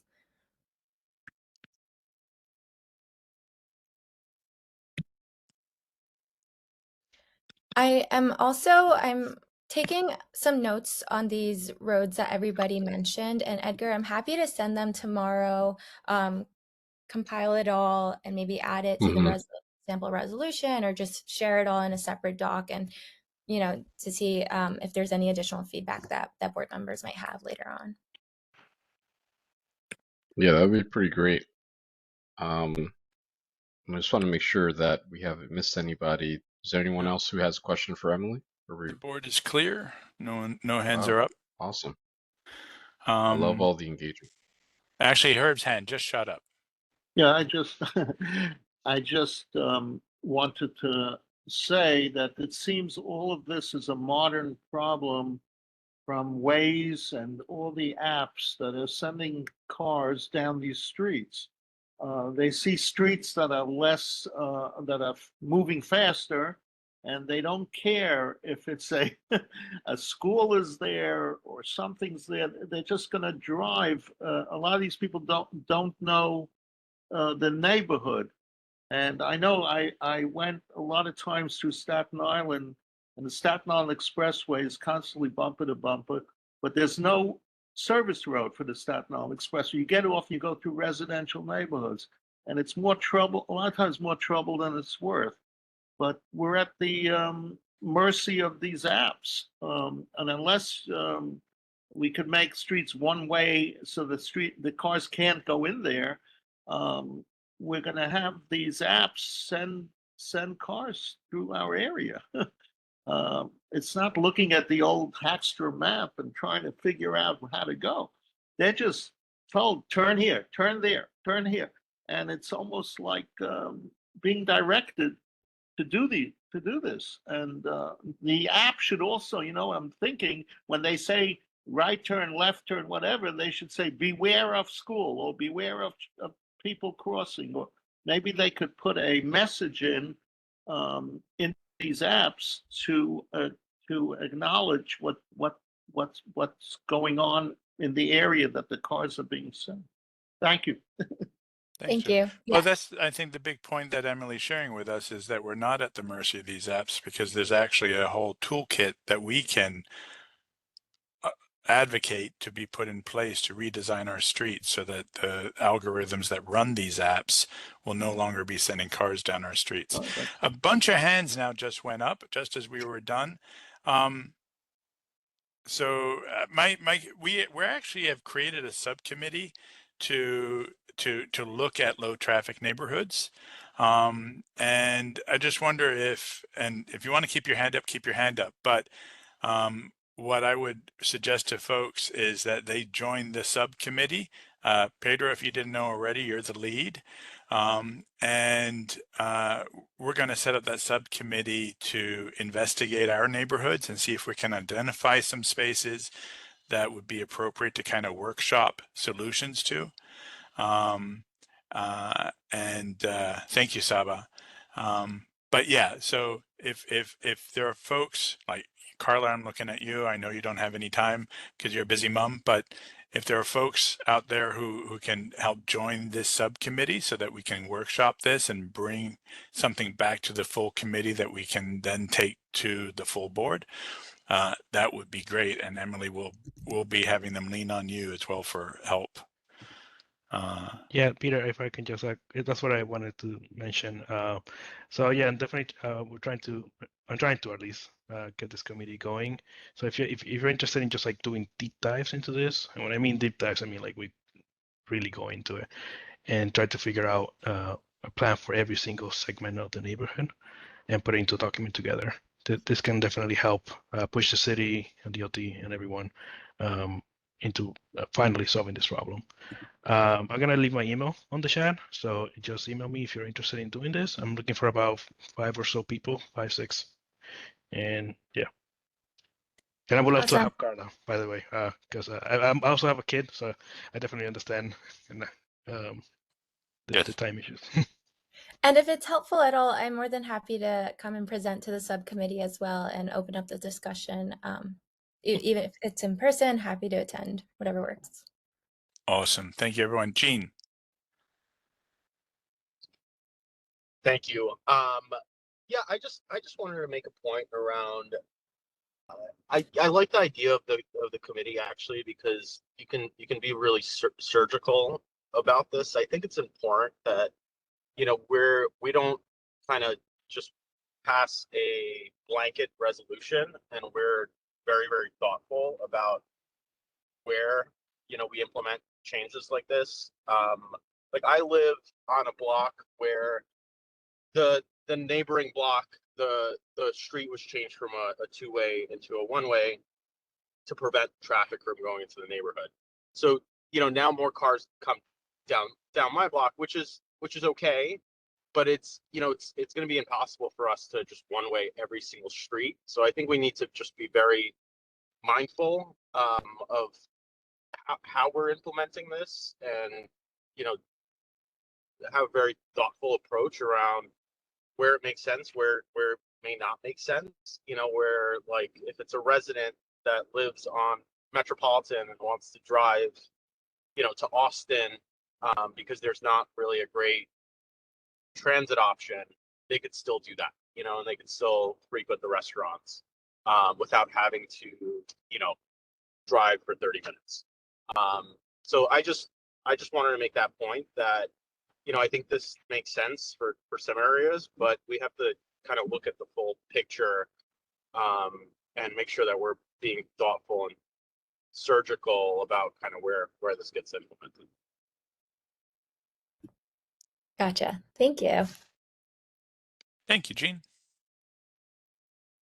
Okay, Emily, thank you again so much for your presentation. That was really great, and we're going to try and see if we can get moving on doing some practical things with what you've shared with us. So thank you so much. Yeah, thank you Thank you, so much. I Emily. really appreciate it. I will follow up tomorrow with those notes. Brilliant. Thanks. Thank you. Have a good Have a night. great night. Good night. Yeah. Okie dokie. We have a couple other things left on the agenda, but I think they should go more quickly. Yeah, the next topic is just a brief circuit ride update. I think Peter gave a little bit of this last time we met, but Peter and I and Heather and Christine have been kind of making some rounds with elected officials, and to be very concise, the funding landscape is very challenging right now. It seems like every different elected officials or their representatives gave us different ideas or different paths, but they were all pretty consistent about saying that for for FY26, which we're in now, things would be very challenging. It would be challenging for any of them to kind of fund this or like put seed money towards Circuit Ride. But they're all still very interested. They're all very supportive, and I think they're also trying to evaluate where the chips fall with federal funding as well. I think that's a big factor here. But all that to say is, we haven't gotten any commitments, even though we've gotten a lot of interest and a lot of elected officials saying that they support the idea. But we, in terms of like funding opportunities or commitments, we just haven't had any yet. Peter, is there any more context we should share or something else that I missed in that update? Well, what I'll share for folks new to our committee and for anyone watching on YouTube, what we're talking about with Circuit Ride is think of it sort of like a hyper-local Uber. So these are electric vehicles. There's a few different configurations, and they would service a very relatively small geographic area. And the idea behind this is for folks who live away from transit, who either don't have a car, or if we can get them to leave their car in the driveway and use this to get to our local shops, to get to transit so that they don't begin their journeys with cars on the roads, then that'll help reduce congestion while increasing mobility for folks who don't have cars but live a bit far away from transit, and kind of just integrate the neighborhood a bit more. And the idea behind this program would to have it be free if possible, with advertising, skins and stuff on the vehicles, or at least low cost, like $1 a ride. And yeah, as Edgar said, we are making some progress, particularly more on the politicians, although it's not this year. We're shooting for next year. We do need an update from Circuit to see where they're headed with on the commercial side. They're supposed to be reaching out to places like, QCM or the other mall nearby to see if they want to be sponsors. So we're working on that. It's still a thing that we're trying to make happen, and hopefully we'll have more to report in the new year. All right, any questions on that, or shall we move on to talk about the bus redesign? Andrew, go ahead. Yeah, so just on the subject of fares, I was wondering if there's been discussion about integrating that with a transfer to MTA bus or subway. You mean on Just one Circuit thing- Ride and Yes, to integrating have that? something to That give someone a free would be transfer. opening the largest can of fish that we could possibly open. That's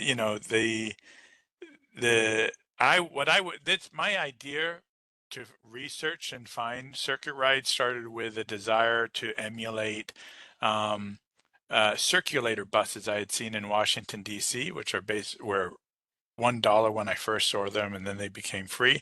That basically just ran a very basic circuit in the center of DC and kind of connected you to outlying areas and to the metro. And so I had this vision, well, MTA could do that, maybe with shorter 30-foot buses that could go through neighborhoods. They'd be free.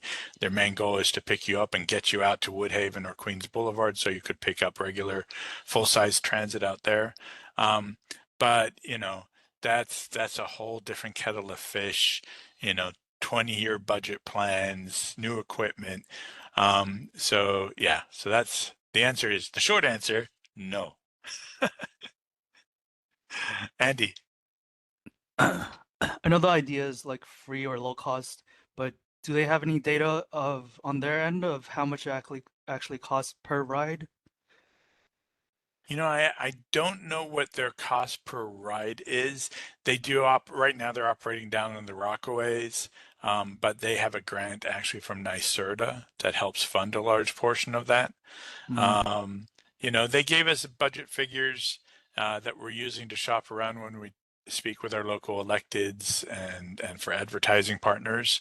But I don't know how, it kind of, if we need $600,000, if we have to raise that amount for the program, the cost per ride is going to depend on how many actually ride. The more that ride, the lower that cost per ride. Right.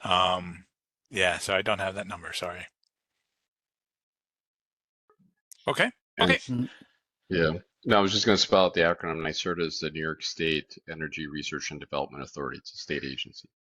Yep. Thank you much. Cool. Then shall we move on to the bus redesign? Yeah.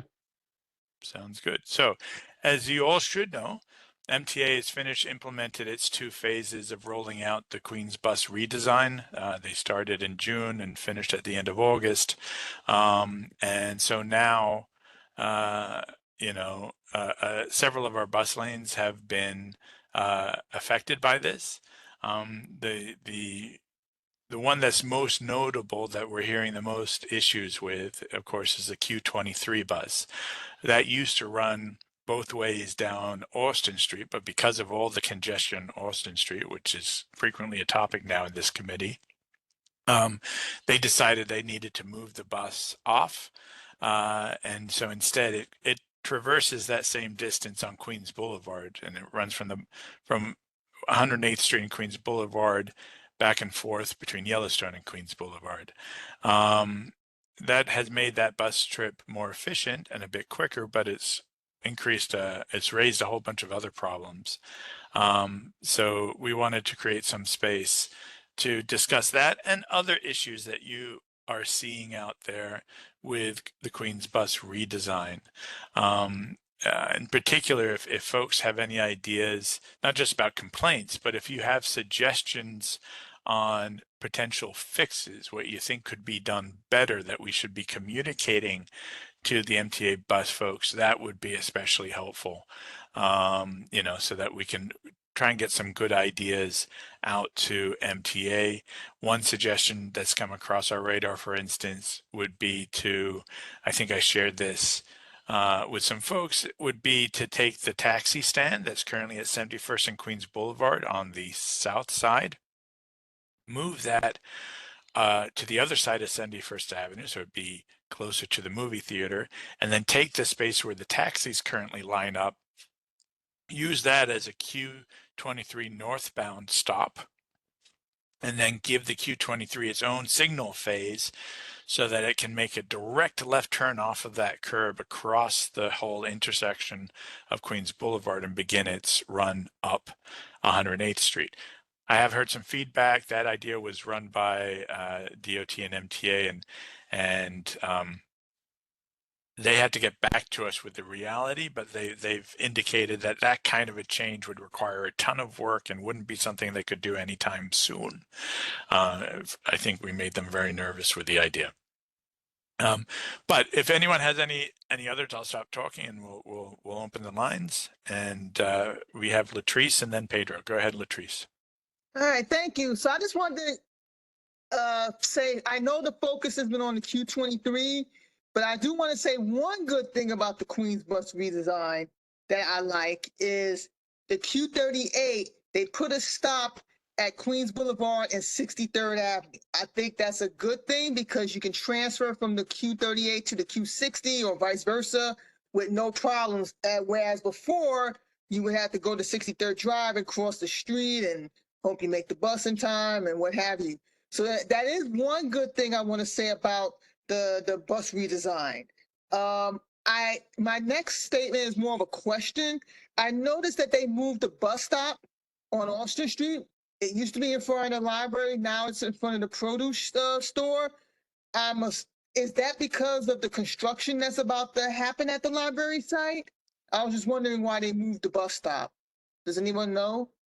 On Austin, you mean Metropolitan? No. On the Q38, on 63rd Drive in Austin, the bus stop used to stop in front of the library. It no longer does. It has now been moved across the street to the produce market. And I was wondering why that was. Is it because of the upcoming construction? Oh, I don't know. So it's now before the light? Correct. Oh, I don't know. It may be that they just decided that worked more efficiently because sometimes cars get backed up because, as you know, as you're heading south Toward Woodhaven. towards Woodhaven, sometimes cars get backed up, particularly if there's any trucks that are double parked to unload in front of that R&M market, just the other side of the train. Yeah. So they may have decided it just makes sense to let's take the opportunity for the bus to load and unload before the light changes. But I'm just guessing on that one. Okay, because I was going to say, like, shouldn't they have made an announcement? Like, again, I'm not, I don't have an issue with it one way or the other, but I was just like, oh, okay, I don't recall seeing any posters, at least, like when they removed the bus stop on Booth Street, where PS 139 is, at least announcements were made. Like people, or at least I knew the change was coming, whereas them moving the bus stop was new to me. So I just wanted to speak on that. Thank you very much. Yeah, no, thanks. I didn't realize they moved it because on their PDF where they're showing what stops were being removed, deleted or kept, I just noticed that they were keeping the bus there, which is good because the library is at that intersection. But that PDF didn't say anything about the fact that they moved it to the north side of the intersection. Correct, So which is that's why I'm good to bringing it know. up now. Yeah. Okay. Thank you very much, Latrice. Pedro and then Howard. Go ahead, Pedro. Yeah, so definitely I've been getting at least personally some complaints from people that do rely on the bus. But at the beginning I was mostly like, oh, people don't like change, but it kind of just keeps happening. And I think the main complaint that I keep hearing is that a lot of people kind of feel disappointed, I guess, because they're saying that they were expecting it to be faster, but some people are saying it's just as slow as before, and the punching is just the same. And then some people are saying that's even worse, but I don't know how much of that is true. You can definitely tell in the MTA bus speed tracker, because they do have a bus speed tracker. You can definitely tell that there was a spike on the speed of the bus for the Q23 when the change happened. So it is, at least in theory or in the numbers, quicker. Whether that actually is the case is different. But I did decide to go and just talk to some of the people on the new bus stop on 108th and also on the Yellowstone one. And I did hear, especially from a lot of people who were on walkers and on wheelchairs, that they were not happy with the changes, mostly because they had to cross Queens Boulevard to access Austin Street. That said, and I did mention this in the video, I mean, not in the video, in the email that we've been mentioning, I do feel that, and you kind of alluded to this, Peter, that because the MTA and the DOT are different agencies, the only power that the MTA has whenever it has slow buses is just move the bus. Like I was talking to a friend of mine who was asking me, like, why doesn't the Q23 go down Yellowstone? Why does it go down 69th? And I looked at the map and I was like, probably because 69 has less traffic and less traffic lights. So they put over there, even though technically, logically, it would make more sense to go down Yellowstone. But it doesn't control the streets, so it cannot do anything about traffic on Yellowstone. Just like it couldn't do anything about the traffic on Austin Street. So we end up essentially in this situation where I feel like every single bus line is going to diverge towards a worse bus line just because it is the path that has less traffic. But it has less traffic because probably there's less people that want to go down it. Like people want to go to Austin Street. Like people don't necessarily want to go to the corner of 108th and Queens Boulevard. So I do feel that because it brought up all these issues that we're not aware of, like the elevator and everything else. I do feel like the best solution for us to moving forward is to try to push the DOT to implement the better bus system, the law that they have been ignoring, right? As well as the the New York City street plan, because that will be the correct answer. The correct answer was not to move the bus out of Austin Street. The correct answer was to move the traffic out of Austin Street. Keep the bus, move the traffic. Like whenever your buses are getting stuck in traffic, you move the traffic. And we can do that. I don't know if I could share my screen real quick, Peter, or Yeah, go ahead. okay. So I just wanted to share this because I have been thinking about this for a while. I'm not just saying this, because because I'm a nerd. But essentially, I feel like the main problem with Austin Street at the end of the day, because I've been talking about Austin Street a lot, and I've been thinking about it a lot, is that you have a lot of traffic that happens on 71st Avenue and Austin Street because of all the turns. There's no turning lane. There's only one traffic light. So cars turn, forget it. It's just a mess. Now, I do remember from when the bus was going down Austin Street, because I remember taking measurements, like videotaping it and using a stopwatch, that the worst intersection was really from here, from where the target is, right here, to 71st. This was really where everything was going wrong. West of here, there wasn't really an issue. There was usually an issue here with the buses going west and then south, because this intersection is so mess, but we're not talking about that. But this really was the big problem, this 2 blocks from the Target to 71st Avenue. So if we were to turn these 2 blocks into a busway and then do some stuff here that I'm going to go into later on Restaurant Road, then that would allow us to probably bring the bus back, and it will probably be faster than what it's doing right now on Queens Boulevard. Because this block here on Yellowstone, between Austin Street and Queens Boulevard, is also a mess. And there's also all the benefits that come with this. You can ignore all the green arrows. I'm just playing around with stuff. But the idea here is that you would make those 2 blocks into a busway so that only the bus can turn left and right. Nothing else can. All the north-south traffic can continue to go north-south. And if you really want to be extra, you can make it into a pedestrian plaza, and then you can get a low traffic neighborhood, which is what we're talking about earlier today. But that's extra. Point is focusing on the bus for now. If we were to do something like this, and just those 2 blocks, because if you just turn those 2 blocks in, you don't affect any driveways. You will need to do something here, which I'm right now making into a cul-de-sac with a little pedestrian area here, and then you can keep the 2 driveways here. You can keep this driveway here. The drivers can still go in. They can still go in. They can still come out. Whole thing. But those 2 blocks, just those 2 blocks, can do wonders for the Q23, and also just calming the entire Austin Street area.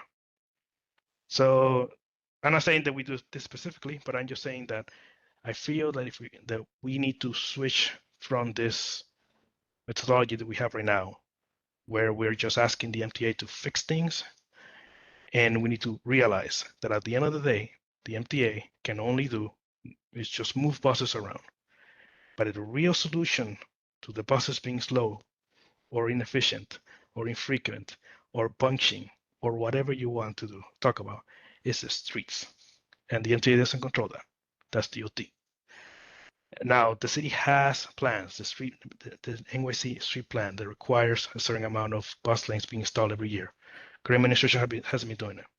And also the Better Bus program that DOT is supposed to be doing, they haven't been doing it as much as they're supposed to. So if we can, as a community, push on DOT to fix our buses, then we will get better buses and we will get better streets and we will get cleaner air and all that fun stuff. Just as a last point of information, if this looks familiar, this is the Austin Day thing. As I mentioned, this block was picked strategically as a way to essentially create a low traffic neighborhood around this area, which I did observe because I did go out during the day and I looked around that area, and there was a significantly lower amount of traffic on this side of Boston Street than there was on this side.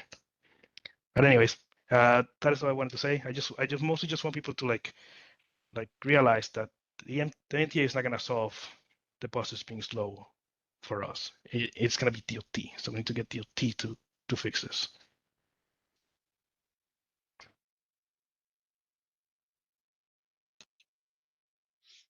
Thank you, Pedro. That was pretty thorough. And thanks for the visuals. That was pretty helpful too. And I guess that's another plug to join your subcommittee, right? To kind of like flesh this out. Yes, the Austin Street project is itself just one LTN. Yeah. Oh, there you go. Big surprise. I've been trying to do LTNs this whole time. All right, we have Howard, then Carla, then John. Okay, good evening. How are you? Hey, Howard, how are you doing? What's up? I had a meeting with the MTA at the Regal Park Library on 6030 in Austin. They moved the bus stop because they're going to do a construction on the side street because the Social Security office is going to be torn down this year. So, and the library is going to be rebuilt. So that's the reason why they moved the bus stop for now, till they finish with their construction. Okay, so there's your answer, Latrice. Thank you so much, Howard, for that information. You're welcome. You're welcome. Okay, then Carla, followed by John. Pedro, I love the work that you did on that. Your visuals are awesome, and like you definitely did all the thorough like analysis of like creative ways of doing this. I guess my one question is, and this is not at all to be negative, like I'm legitimately confused or curious, as to how we could enforce the bus only lanes. And the reason I say that is because our experience just in the past 3 weeks at 174 with the closed school streets is that sometimes we put out the cones and the cars run over them. And getting the 1/12 out consistently has been inconsistent.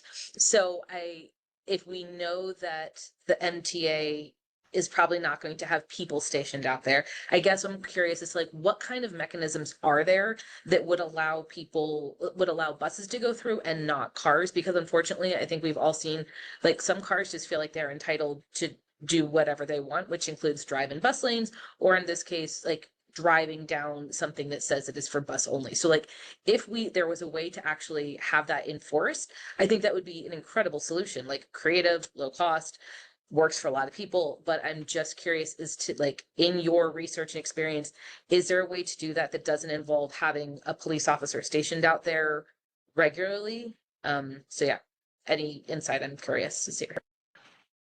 Can I answer that? Yeah, go ahead. It should begin with the word bollards, but go ahead. Well, that would be sadly, DOT doesn't do bollards. I can have a whole conversation about what they mean by that, but anyways. Well, for the school street, by the way, do you guys only use cones or you don't use barriers? I wish we had been given barriers. We were not. Okay. So we can talk offline about how I can go about procuring barriers for my school, because that would be great. Yeah, because that's the solution there. Like at the end of the day, people Yes, it would is. drive over some plastic things, but they will not drive over metal barriers. But yeah, I'm curious how we can get some of those. I'm sure maybe the 112 has some extra ones. Now, as for the busway implementation, there enforcement.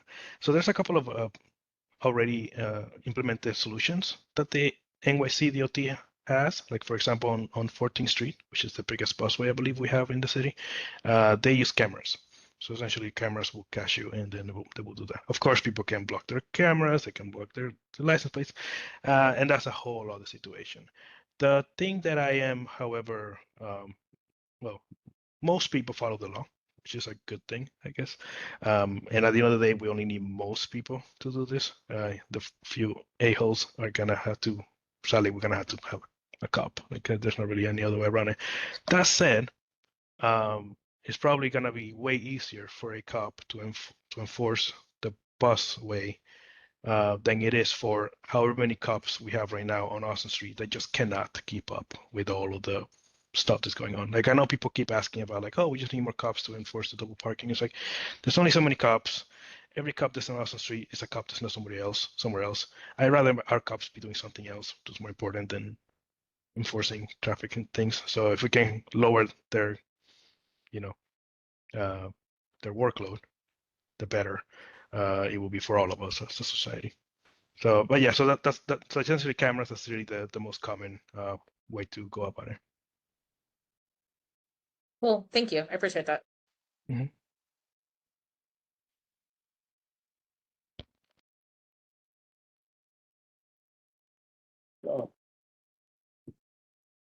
Hello. Oh yeah, some buses have cameras. Go ahead. So. Sorry, I guess I was muted. Go ahead, John. Yeah, hi. I just wanted to note, I mean, the whole thing on Austin Street, there is and has been a study that I presume that DOT is conducting on Austin, which is supposed to deal with a variety of various options. One of them, variations on some of the things Pedro was talking about is one of them. Another thing that was specifically noted to look at, and one that I personally would support, would be the one-way rerouting of Austin in a westbound direction during that time. I think we really need to really look for the DOT and really press them to come up with exactly what they're doing. I mean, I would not I think it would be totally premature, say, for me to push for us to support the option I happen to support right now. I think it would be premature to support any other option. I think we need to find out where DOT is, what they see as practical pluses and minuses, foreseeable and unforeseeable consequences to any of the various things. So while I think it's important for us to continue, I think one of the things we need to do is to push. I don't know why DOT is taking so long on the matter. I think it's an issue we need to push. And once we get it, I think we would basically have uh, some sort of a factual basis to look at the various pluses and minuses of the various things. So as I think it's extremely important for us to indicate and to note our preferences at this time. I think we need to wait for DOT and wait for the study of the report before we even consider taking any particular action on this issue. And that's basically what I'm saying. And I'm waiting for it. I would hope that we would pressure. I would frankly hope that before the end of the year, and before we have to now deal with what may very well be a entirely new administration, which is going to then have to start from scratch and may take months and months and months more to come up with anything, that we try to get something there so we can have something to draw upon. Yeah, absolutely, John. Thank you for that. And we have been. Christine has reached out to DOT a few times now to try and find out where they are on that study. We don't have a satisfactory answer yet, but we have been pressing the button to try and get an answer from them. That data would be really, really helpful. At some point, though, if DOT is just not going to be answering the question, I think there is a role for us to play in pushing them towards visions that we have that we think could help the community and address the problems. And then they can study those and tell us if there's a problem with them. But yeah, you're absolutely right. And Christine in the office have been following up. Pedro. Yeah, I just wanted to add, because this is something that I have been, like, I've been doing, street advocacy for a while. Before I started doing it locally, I was like helping some people in Manhattan, and some people in Astoria, and also people in Northern Brooklyn. And what I've learned from all of this is that there's two types of neighborhoods in New York City. There's a type of neighborhoods where DOT will come in, do a study, and then put in a traffic light or a stop sign or a one-way conversion. And then that will be it. That'll be the end of it. Well done. And then there's kind of neighborhoods that actually get the fun stuff, like Astoria. I don't know if you guys been to 71st Avenue. I don't know if you guys been to like Vanderbilt down in Brooklyn. I don't know if you guys been to 34th Avenue in Jackson Heights. AKA the stuff that, probably be common in other countries, but it's not common in the US because of the way that we are set up. And what I've noticed is that essentially, if you want to get the actual thing that is like, not just a one-way conversion, but like something that would actually help the community and like the people in a big way, then you kind of have to go to DOT and push them to do it. Like you have to go to them and be like, this is what we want to see, and here's what we've done, and here's what we would like you to do. And then DOT will be like, okay, we'll play around with it, or they'll come up with something different, but it won't just be the same thing. So to answer your question about the study, I don't even know if they're actually doing the study. Like, I'm gonna be honest with you. They're doing other stuff all around the city. Every time I've talked to them, they pretty much told me like, oh yeah, we're on the thing. They did a survey like 2 years ago. They never got back to me or to anyone with what the results of that survey was, because I just don't think they really, I don't know, like I don't really know what exactly it is, but I highly doubt they're going to come back to us by the end of the year with anything, because I've been waiting for them for 3 years to come back with us or something. At this point, and I kind of heard it from indirectly from a couple of DOT people, that essentially if you want to do something, we need to like push for something, and we can't just ask them for a study. We have to push for something. This is one of the reasons why I want to start this committee, because I want us to go to DOT and be like, this is what we want to see on our neighborhood. Go ahead and make it happen. If it cannot happen, then come to us and tell us it cannot happen. But come to us and tell us something. Don't just like leave us in limbo.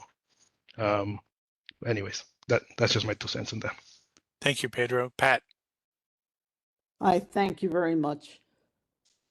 While I believe that it is so really damn important to make the changes along Austin Street, shouldn't we be including input from the other organizations and having those organizations work with us instead of putting us down? For example, the Forest Hills Chamber of Commerce and other Forest Hills organizations. Reading the comments from how people felt so negatively about the open street that took place a couple of weeks ago, to individuals coming to our meetings and saying, no, don't do this, don't do that. Wouldn't it be better if we offered an allyship with them, work together, have the numbers to do it, and not have people put us down, but people rallying with us? Thank you. Thanks, Pat. I don't want to get into a whole debate tonight about that Open Street project. I will say that I saw some of those negative comments. I also saw a lot of positive comments. And my understanding is that Neighbors for a Safer Austin Street actually did a lot of field work going around to businesses along Austin Street and have been actively looking for partners. And I agree with you, Pat. I mean, our approach should always be to find partnerships in the community, not just to kind of run around. And the goal isn't just to impose our will. But there was a lot of work done, and there's some people that just aren't going to like things. But we should strive to, if not consensus, certainly develop solutions that address the needs of the most of us. Okay, Richard. Yeah. Well, it sounds like we've moved off the bus route, so I have a couple of No, questions. I want to stay on the bus route Okay. because it's 9:10. We need to kind of wrap up and respect everyone's evening. Okay, I do have two questions when you're ready. Go ahead. Okay.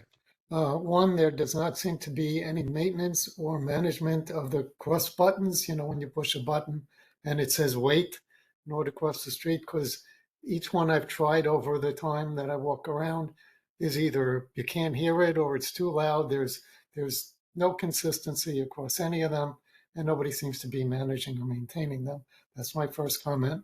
The other one is the intersection of Continental and Austin Street. Still waiting for years now for some signage because people are still crossing against the cross and preventing cars from turning when they're supposed to have that space to turn, which is still backing up Austin Street and or Continental Avenue. Those are my Thanks, comments. Richard.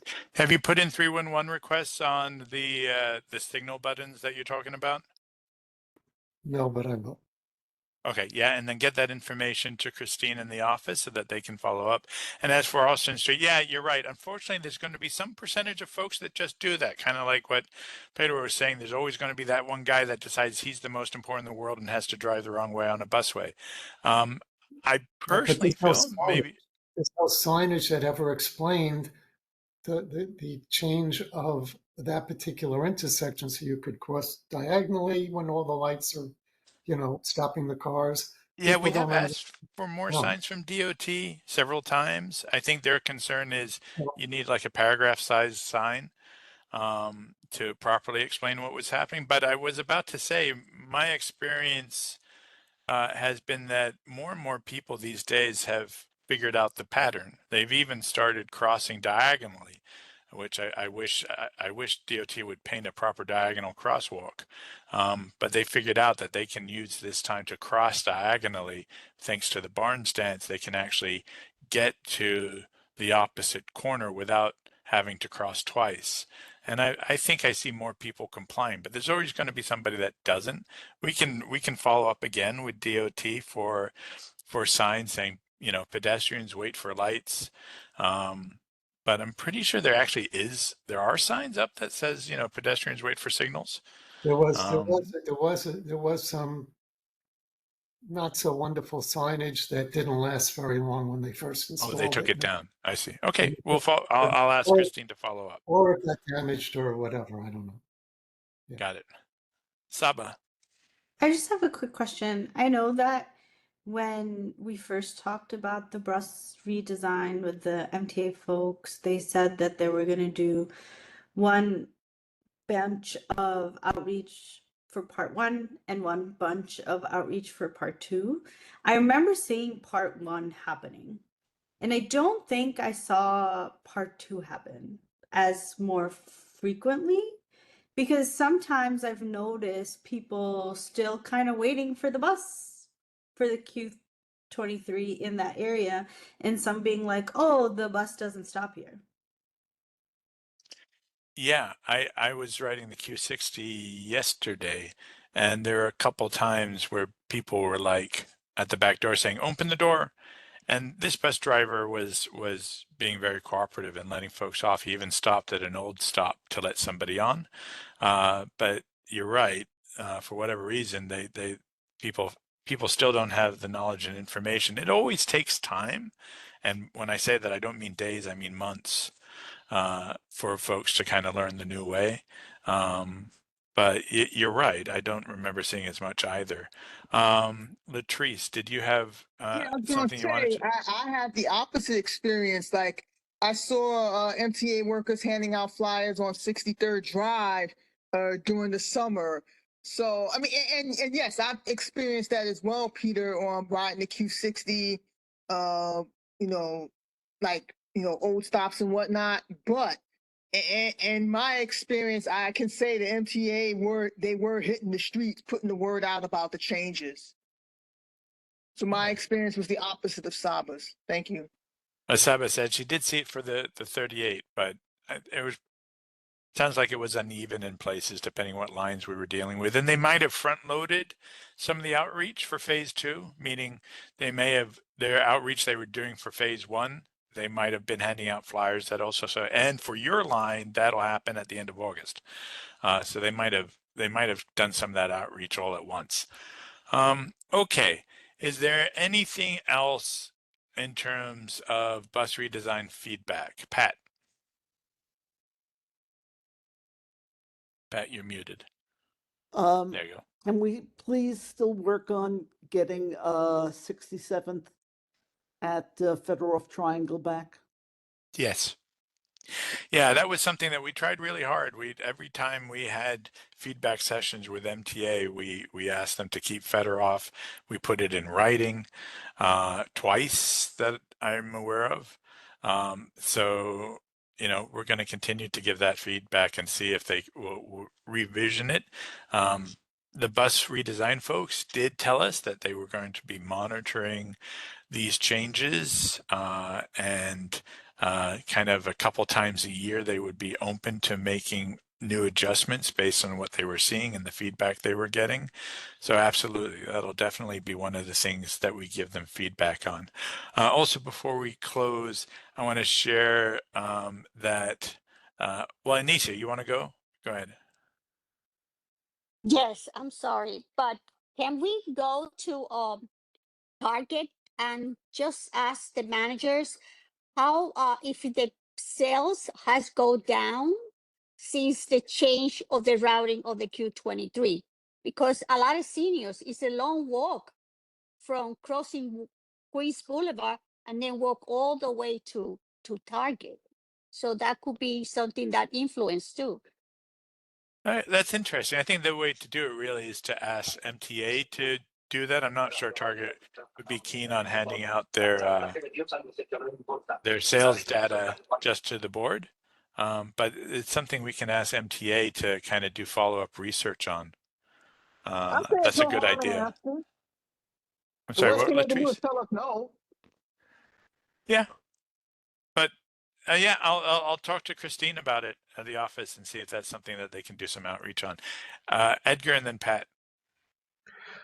Yeah, just wanted to add that the MTA let us know that they're gonna start their 6-month post-implementation analysis period now, and they said that after it's over, they'll publish some findings to the project website and distribute it to Queen stakeholders, which I assume are us.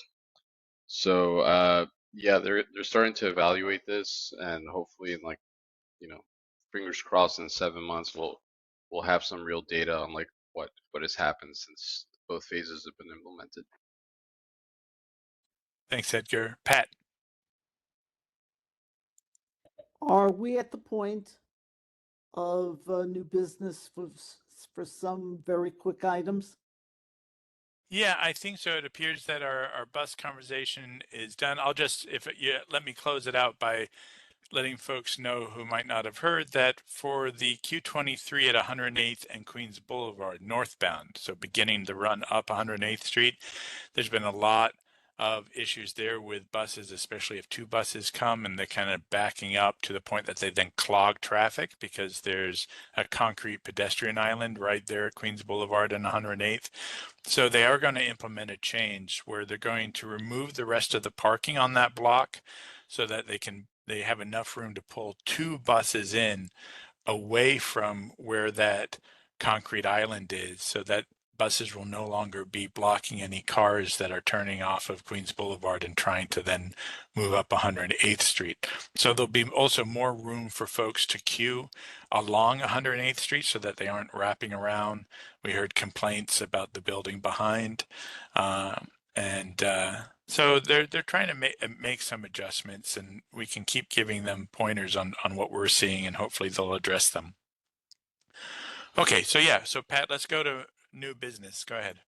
Okay, I would just like to report that at the precinct council meeting, the captain advised us that if we have issues, to please use 311 because the NCOs are now quality of life officers and they will be responding more quickly to 311. So if you have traffic issues and other things, which comes to this. Right now, I haven't been around really, but this has impacted me greatly. The charter school that's located on 64th Road between 98th Street and Queens Boulevard, which is around the block from Langone Medical Center, which is across the street from Walden Terrace, so you can picture it. Queens Boulevard is on the corner, Dinah Bar is on the corner. The charter school is right there. At approximately 2:10 in the afternoon, 64th Road is blocked off over there so that 2 or 3 school buses can line up to take the kids home, which means that cars going across 64th Road are forced now to make a left turn onto 98th Street and then go through 65th Avenue rather than staying in the surface road. It also means that people cannot go to parking in the Lefrak building that's on the corner over there. It has impacted me greatly in that if I'm waiting for a vehicle to pick me up on 64th Road between 98th Street and 99th Street, which is a 600-foot block, the traffic is backed up all the way in the afternoon. There is also a severe traffic problem in front of NYU Langone. That is only supposed to be ambulette parking on 65th Avenue itself, where you make the turn. Because people are parking in those spots, including the fire hydrant on the corner, it is backing up traffic greatly. They're also blocking the road, the curb cuts, which makes it difficult for the disabled people who are leaving NYU Langone to actually use those curb cuts. It's impacted me to the extent that when I told somebody to move, he saw my Star of David around my neck and made anti-Semitic comments and then drove off. He had a paper license plate. I let the precinct know, and they've told me that they will let everyone know who covers Sector Charlie, Sector C. Unfortunately, this is taking place every single day, especially because 64th Road is blocked off. And once those kids get on the school buses, then because of the traffic in the surface road, they're not getting through.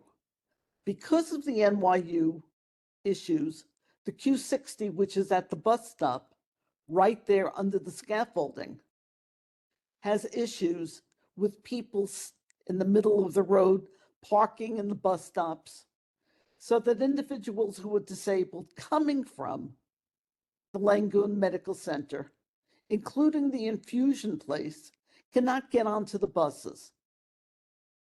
We need DOT to institute a study there. I've already made the request to the police. They told me when I see the traffic, call 311.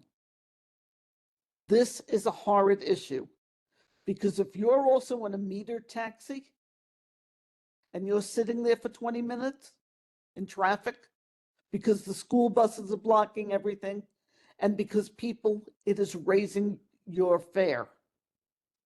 Pat, Thank can I ask you. some questions? Thank you. When you say on 64th, when you say blocked, is it blocked because of the presence of the buses, or is it being physically blocked by like a barricade or something? They put down cones and block the road completely while the two school buses are there. Okay, because that's a reasonably wide street. It doesn't seem like it should be necessary to shut that down to everybody to load buses. I'm not here to tell you to buy American Eagle jeans. I'm And sorry? I definitely won't say that they're the most comfortable jeans I've ever. All right, everyone should be muted unless they're selected to talk. Anyway, so it raises a question in my mind whether they have a permit or some other thing granting them permission to block the road off, or if they've just decided to do that themselves. If the latter, then we need to reach out to the charter school and either make a more formal arrangement so everybody's on the same page, or get them to stop doing that. I mean, the solution might be to make sure that they have more curb space so that their buses are able to get all the way out of the road against the curb and load the children's safety, because I want to be mindful of their safety.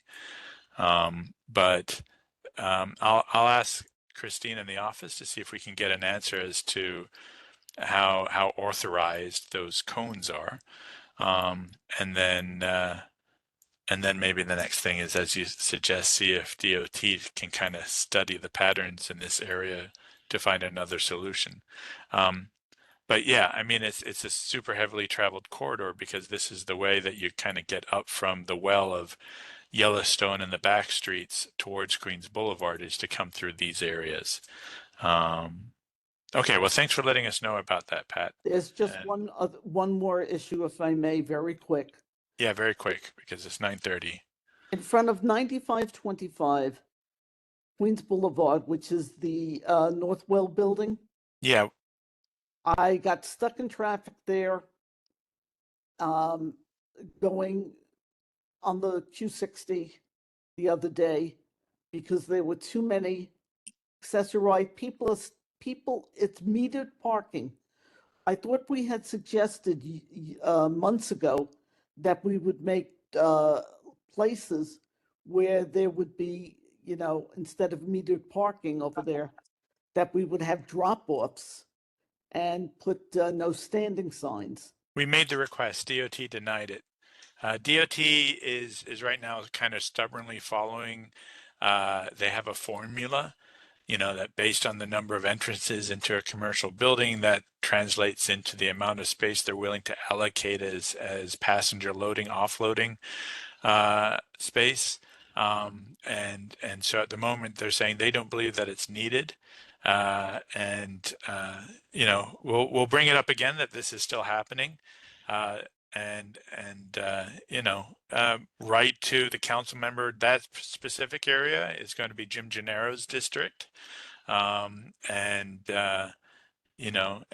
all we can do is keep pushing back against DOT in the hopes that they'll eventually move away from their algorithm and go ahead and clear a lot more space there. I've seen it too.